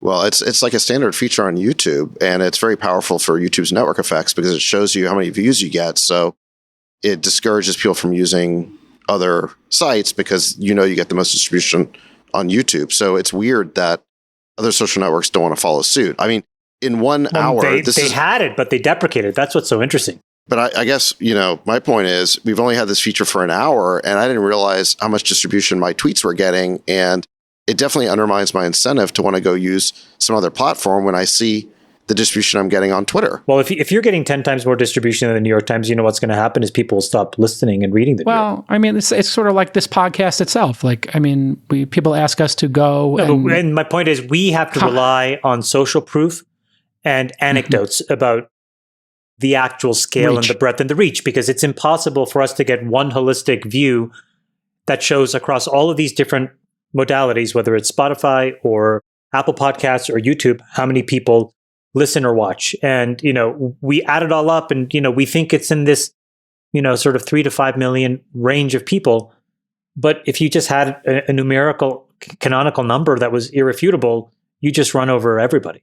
This turns it into a meritocracy. This is going to be terrifying to some blue check marks when they see that the people who they report on get 10 times as many views as they do. Of course. Which is why when people, journalists call me or other... Look at Sean Hannity. Go to Sean Hannity's profile, and for the number of followers he has, how pathetically engaged his audience is. It's all bots. It's all trolls. It's all nobodies. I looked at Mitt Romney, just put out a video, whatever. In the first half hour, he had 100,000 views. Like, every politician who starts seeing this is going to go, wait a second. I mean, the world is... I'm getting more views here than I am on MSNBC or Fox. The world is more rational place if Mitt Romney actually has more influence than Sean Hannity.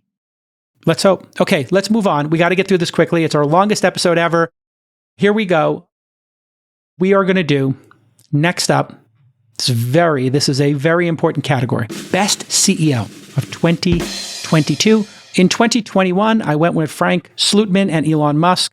Chamath went with Satya Nadella. Sachs went with Brian Armstrong. And Freeberg went with Jack Dorsey. Now we go on to 2022. Sachs, who? Everybody wants to know Sachs's best CEO of 2022. Go ahead, Sachs. Every founder who took my advice to get leaner, slow down their burn, create runway, weather the storm. Down, So you're giving a generic answer, not a person. Yeah, exactly. I mean, look, I think actually a lot of the names, well, here's the problem is that, let him do it. Yeah, can I finish, JK? The names that you mentioned from last year would be the top candidates for this year. I mean, I think Satya Nadella had a good year. Obviously, what Elon's doing, we just talked about. It's amazing.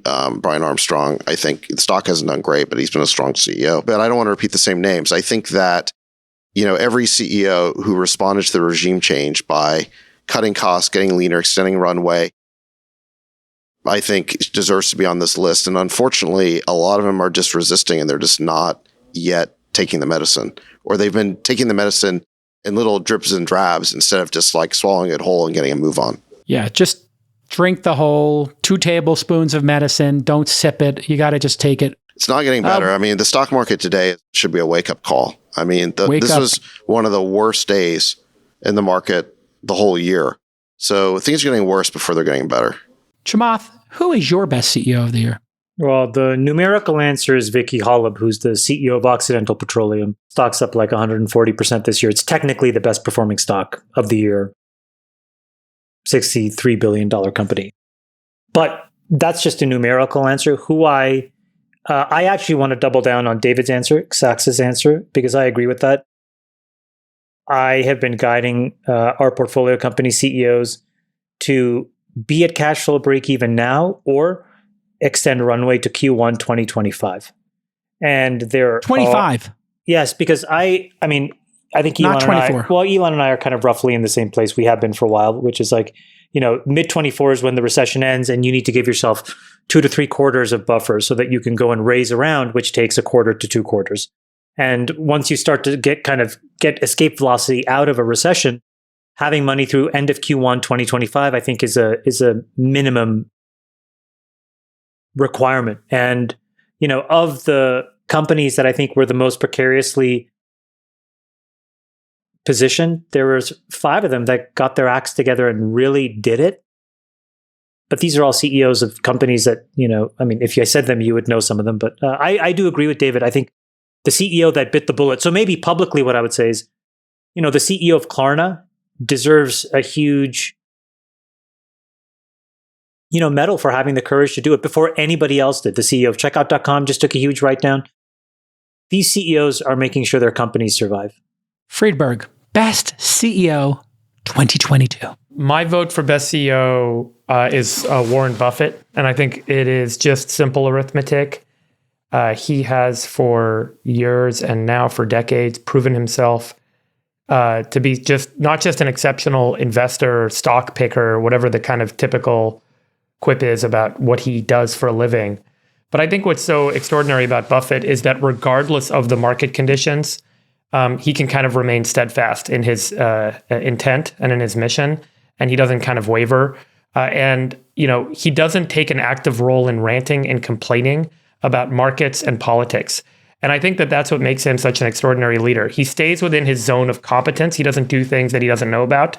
He doesn't let the macro drive him and cause him to be kind of, affected by it. And he says, this is what I know how to do. This is what I can do. And that is all that he does do.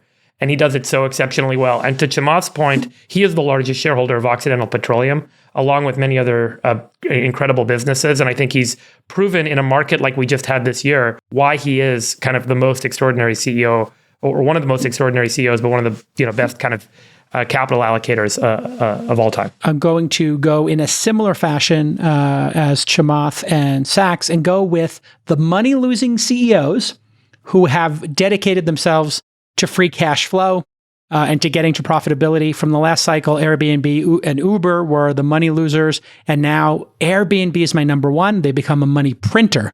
They are now making bank. And they're still growing very quickly. And then Uber, I put it in my second. They need to do another riff. They need to cut some expenses, but they too are hitting the free cash flow and the network effects. So I'm giving it to Chesky and then Dara. 1 and 2. Okay, let's keep moving. Best investor for me, I'm going with the investors, like a general category, who are demanding governance and doing diligence again, or who never stopped. Let me say it that way. There's a generation of investors who raised their funds in the last 5 years and didn't do diligence, didn't demand board seats, didn't demand boards. Those idiots are now paying the price, and they created a lot of this mess of entitlement and a lack of governance. I want to give a shout out to the Bill Gurleys of the world who fought for governance and fought for diligence in the face of being told, okay, boomer, you don't get it. Who do you have best investors? Chamath Palihapitiya. I will pick what are called the pod shops. So these are folks that have strategies where they have hundreds of investing pods underneath an umbrella. And they have this very sophisticated risk infrastructure. So this is what Ken Griffin owns in Citadel. This is what Izzy Englander owns in Millennium. Brevin Howard is another one. D.E. Shaw is another one. So they have all kinds of strategies, but that are essentially run by computers that allocate risk, scale you up, scale you back, turn you on, turn you off, fire you overnight. And those strategies as a whole ran over the market this year. They were the best performers. They are giving back billions of dollars. They've generated double-digit positive returns. They're raising their fees in some cases. Some of these folks are moving their annual fee up to 4% a year, their carry up to 40% a year. Incredibly, incredibly well-run, performant businesses. They were, by and away, the best investors this year. Okay, we're going to go lightning round from here. Sachs, do you have a best investor? Yeah, I said Stan Druckenmiller. He, as you recall, last year he predicted that inflation would be lasting. This was in the spring of 2021 when transitory was the word of the day. This year, he predicted the bear market rally we had in July and August. And I remember back at the Kotu Summit in May, or around that time, he was interviewed and he basically was saying that as soon as there was a bear market rally over the summer, that he would then put a short position on. I don't know if he actually did that, but he said he was going to do that. And then it turns out that the summer rally that we had was a dead cat bounce. So he was right about that. And now he is predicting a hard landing in 2023 with a deeper recession than many expect. So sadly, I suspect he may be right yet again. Friedberg, best investor for you, 2022. Same. I had Druckenmiller. I indicated that he's been doing interviews pretty much every quarter for the last 2 years, and he's been pounding the table, telling everyone what's going to happen, and it all happened. And he even told people the trades in mid-2021.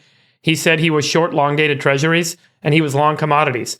And if you had put those two trades on at that time and held them to today, you would have made a fortune. And so I think he's extraordinary in his ability to kind of see macro in a way that others don't, but also to take extremely brave action with his portfolio. He's renowned for how big the bets are that he makes and how quickly he can change his mind when he's wrong and make another big bet and still get himself out of the hole. He's incredible. So I definitely give it to Stanley Druckenmiller this year. 2021, we did our best turnarounds. I picked Disney, Chamath Ford, Friedberg. Should we skip this category, or do you guys want to do this? What about the worst investor of 2022? Can we do that? Good, Chamath. You want to freestyle? Tell us your worst investor of 2022. I mean, I'll put myself in the category along with anybody else who was long tech. Based, Nick, if you can just please back up this capital asset pricing model. Any of us that didn't understand this got run over this year. And just to put some very specific numbers here, there was a decent little tweet thread that Elon was a part of where they actually calculated what the expected rate of return of Tesla was, and it turned out to be almost 14% a year. And so, when you start to compound 14% over 3, 4, 5 years, these numbers get very big very quickly. And the reason why is that it has a huge beta, and we're in a world now where the risk-free rate is quite high. So all of us benefited from this equation essentially being upside down for the last 15 years. And all of us who were over-allocated into things that benefited from those dynamics, frankly, got run over this year. So we were, as a class, the worst investors of 2022. Okay, here we go. Let's do our best turnaround. I am going to go with, for me, it's Meta. They were losing money, hand over fist. They refused to do a rift. And then finally, Bestie Brad Gerstner said, let's get fit. He did a memo. And finally, Zuckerberg made some cuts. Reportedly, rumors, he's making a 10 or 15% cut, I heard, in the back channels right now based on performance. So he's not calling it a riff or a layoff. They're just going to cut the bottom 10 or 15% again. So I think Zuck's going to turn it around.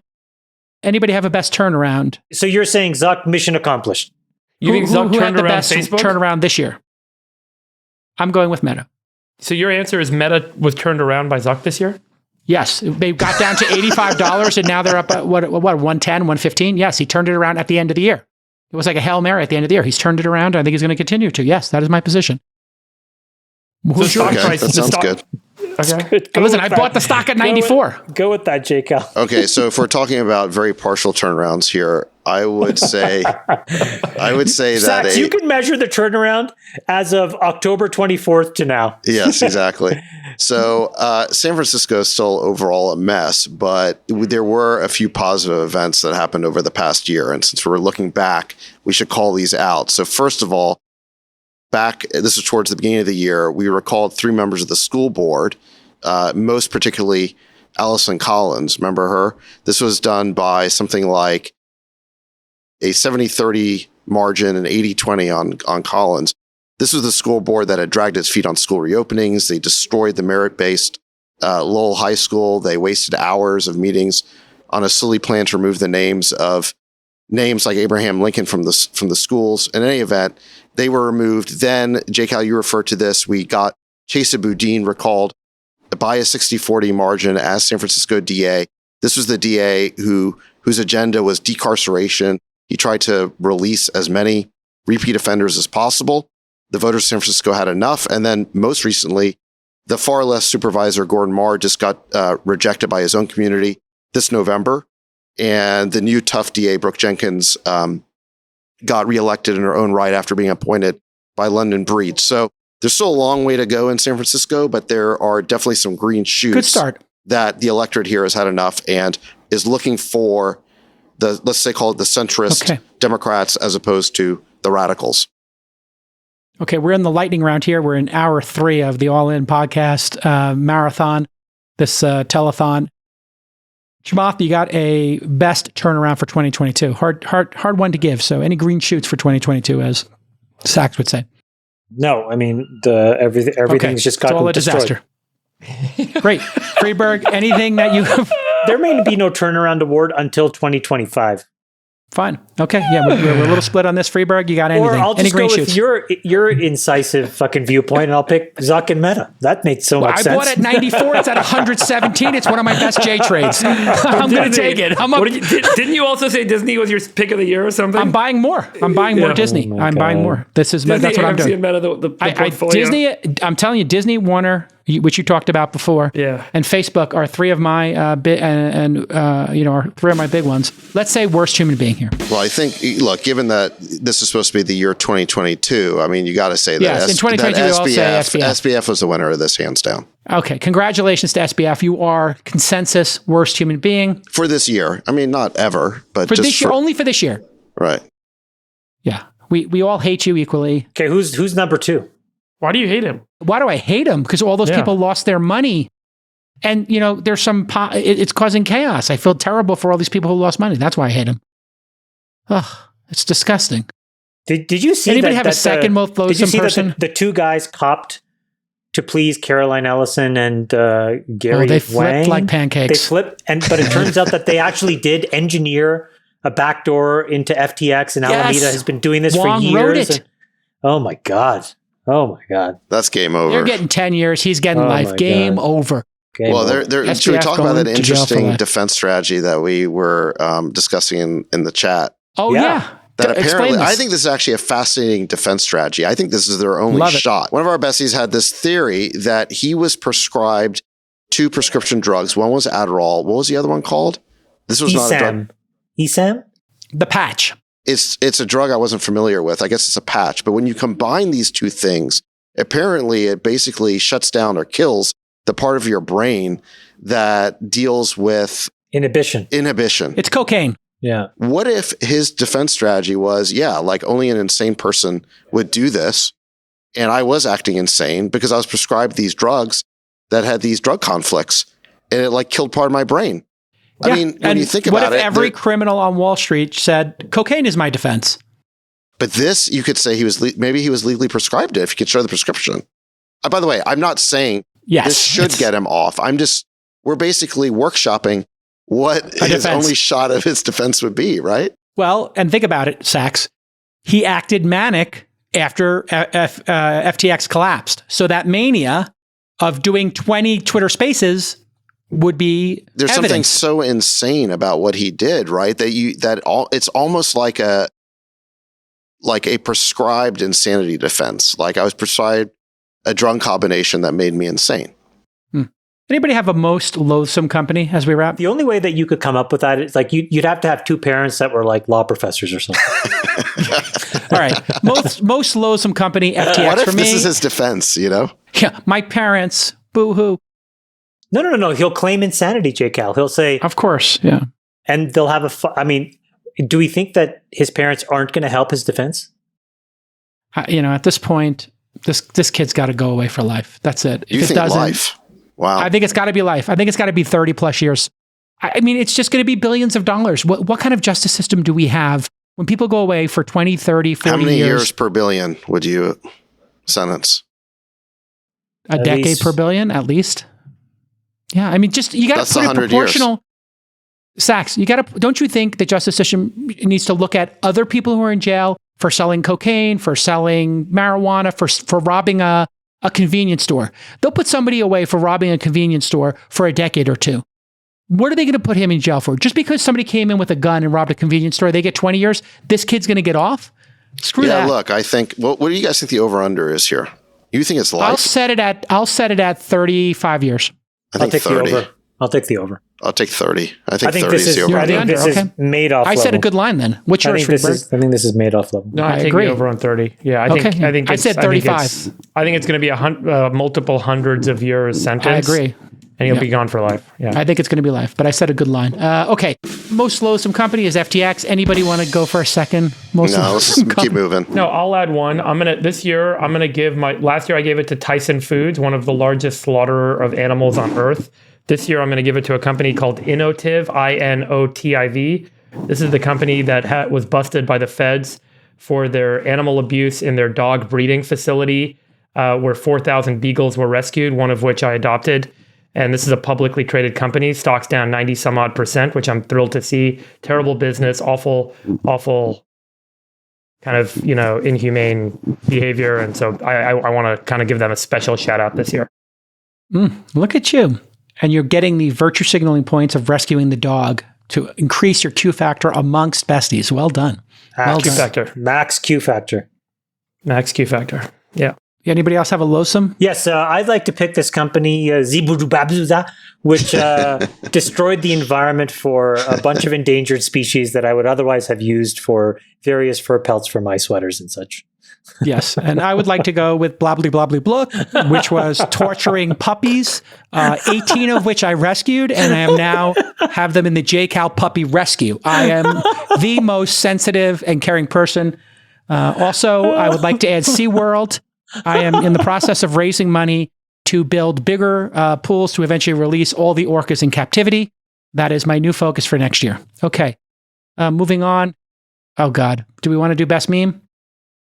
Do we want to do best new tech? I'll do best new tech. I don't have a best meme. I'm going with Fusion for best new tech. I'm going with... I'm going to go with ChatGPT. I think what was so impressive about ChatGPT and the experience that everyone's had using it is that it really, for the first time, I think, elucidated where these kind of machine learning tools can take us and what the kind of new product experience can be, what generative AI can yield, things beyond, I think, the scope of what a lot of people were imagining before. So it was really so revealing. And as you guys know, there's an absolute friggin' tidal wave of people trying to start companies that are leveraging tools in generative AI to kind of reinvent everything from workplace tools, enterprise software, all the way through to media, games, and entertainment. So that's why I think ChatGPT was the most impressive new technology best new tech, Chamath, of 2022. And then Sachs. Lightning round, please. Best new tech. AlphaFold 3, which basically has almost near perfect accuracy in protein folding. Sachs, best new tech. I can't improve on the Chat GPT. So yeah, let's keep rolling.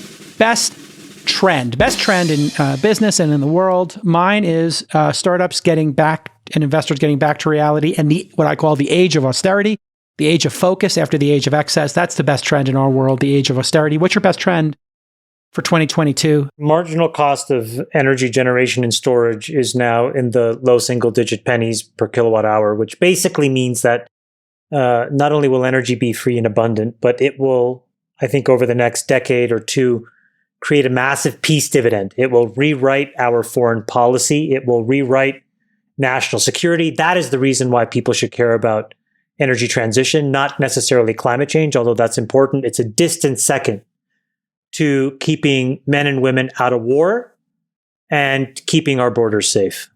Well said. Anybody else have a best trend to play catch up? I'll pick it up. So last year, I said the creator economy, which I think referred to all these kind of creators creating new products and businesses beyond their content.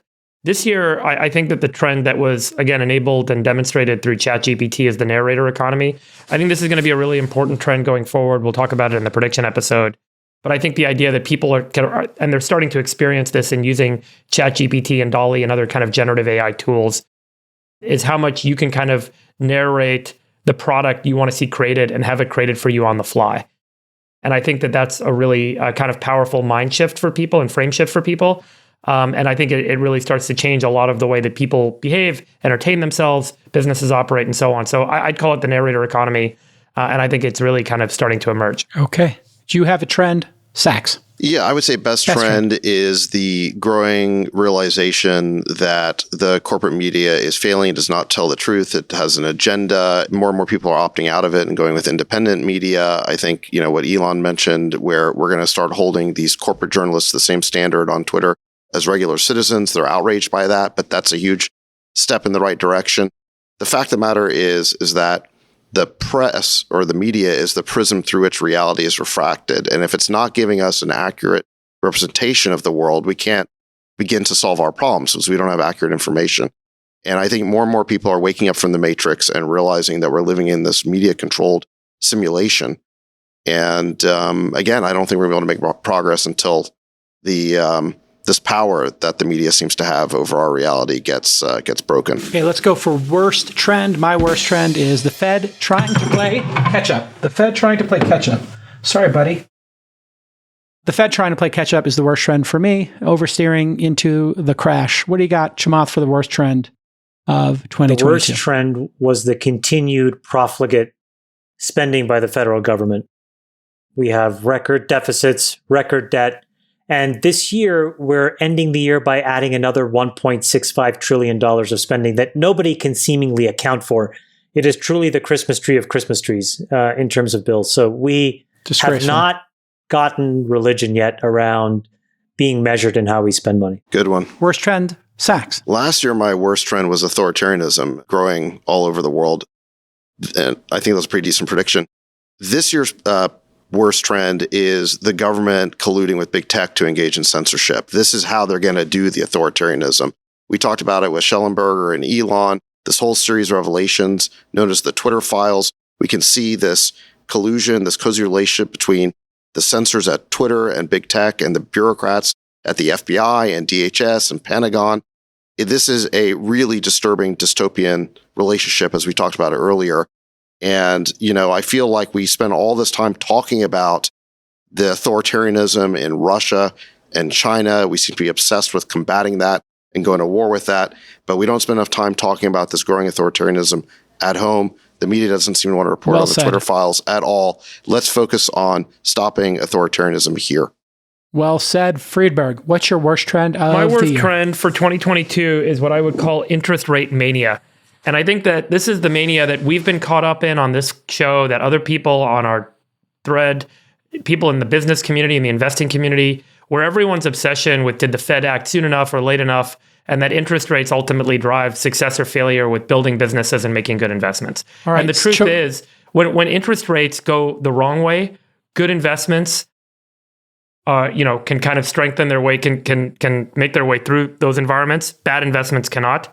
Good businesses can make their way through and bad investments cannot. And so I think our mania around the fact that interest rates and the Fed ultimately drove bad outcomes in businesses and investments is a flawed kind of assertion. And we all want to kind of get back to the drunken days where, a low interest rate environment enables us all to be successful and wealthy. And I think that that's kind of changed. So I think it's time for us to get away from the interest rate mania and focus more on solid investing and solid business building. Okay, here we go. Lightning round. We got 2 to go. Favorite media of 2022. For me, it was Top Gun, House of the Dragon, White Lotus 2. But I'm going to pick my favorite here, something you may not have heard of, the film Tar. I highly recommend it, but I did like those other 3 tremendously. What do you got, Sachs, for your favorite media of 2022? House of the Dragon, I guess I enjoyed quite a bit, like you did. I'll give a shout out to my movie Dollyland, which will be coming out next summer. If we're going to include podcast episodes, I would give a shout out to the Unheard episode where Freddie Sayers interviews John Mearsheimer, the professor of international relations.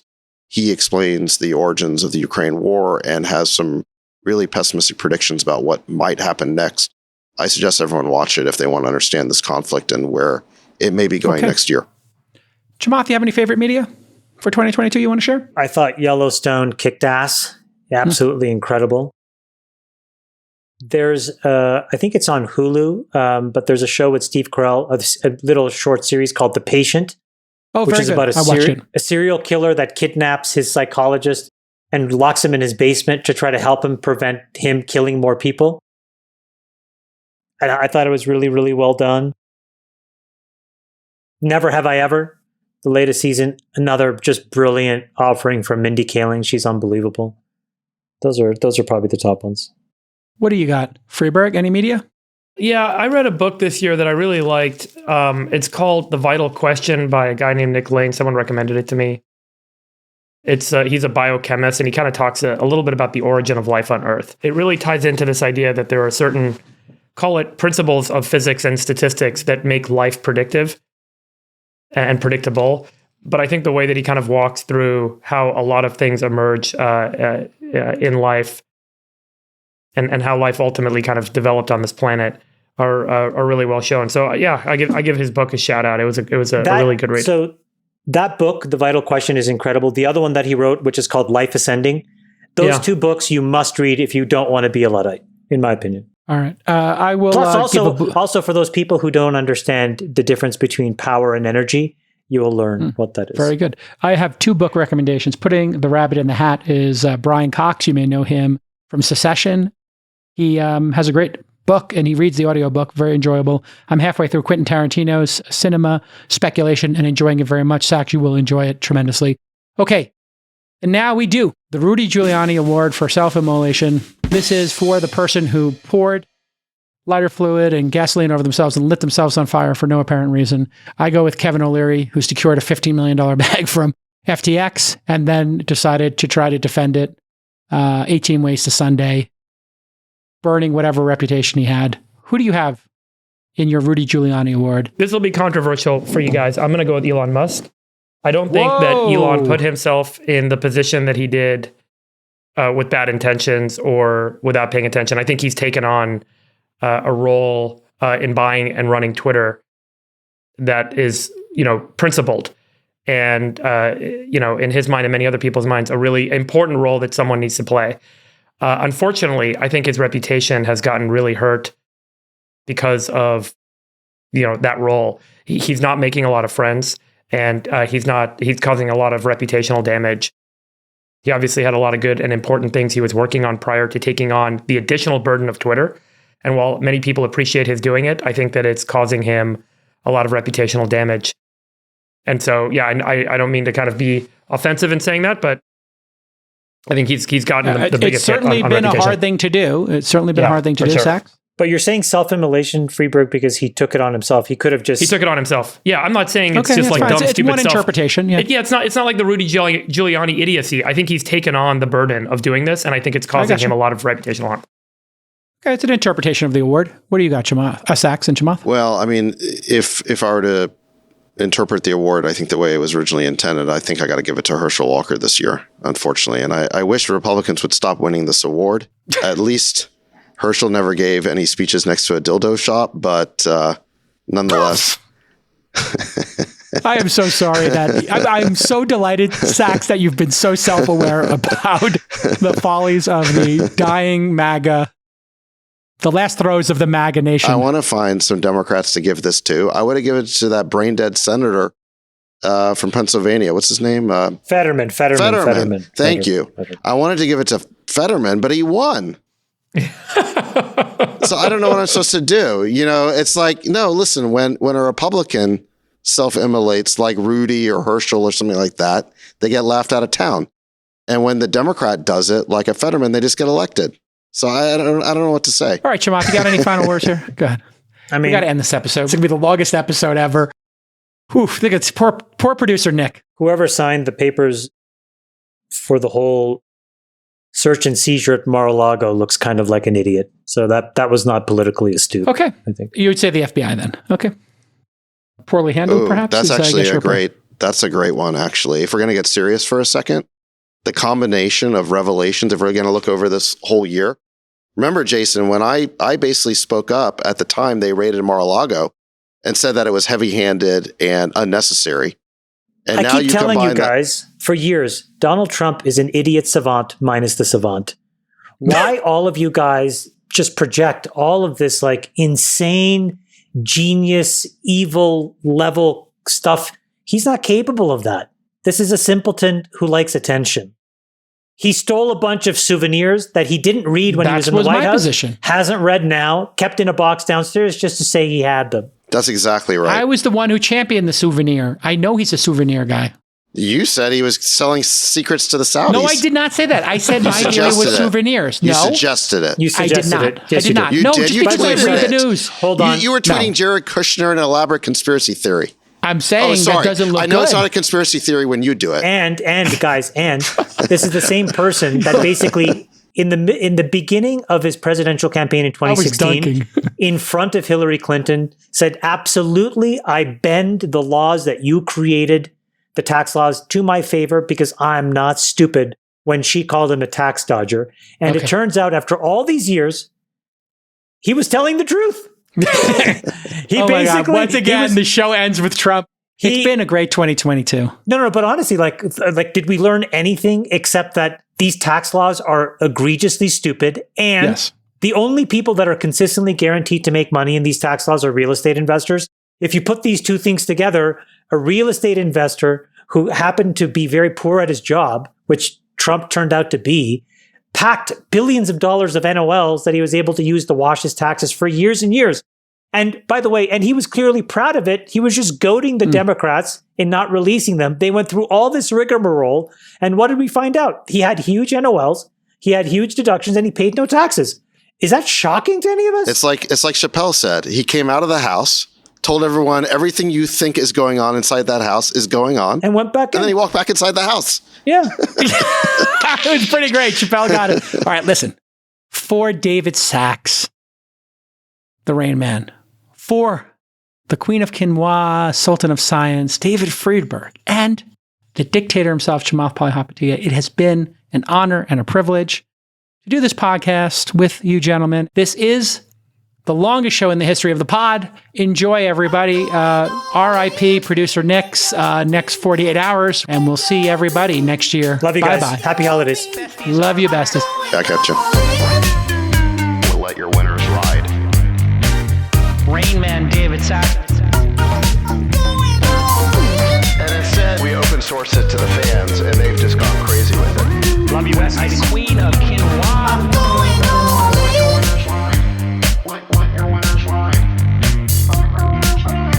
Besties are back. That is my dog taking a notice in your driveway, Sax. Oh, man. My haberdasher will meet me at Clinton. We should all just get a room and just have one big huge orgy because they're all just useless. It's like this sexual tension that they just need to release somehow. Wet your beak. Wet your beak. Your feet. We need to get merch. Besties are back. Going all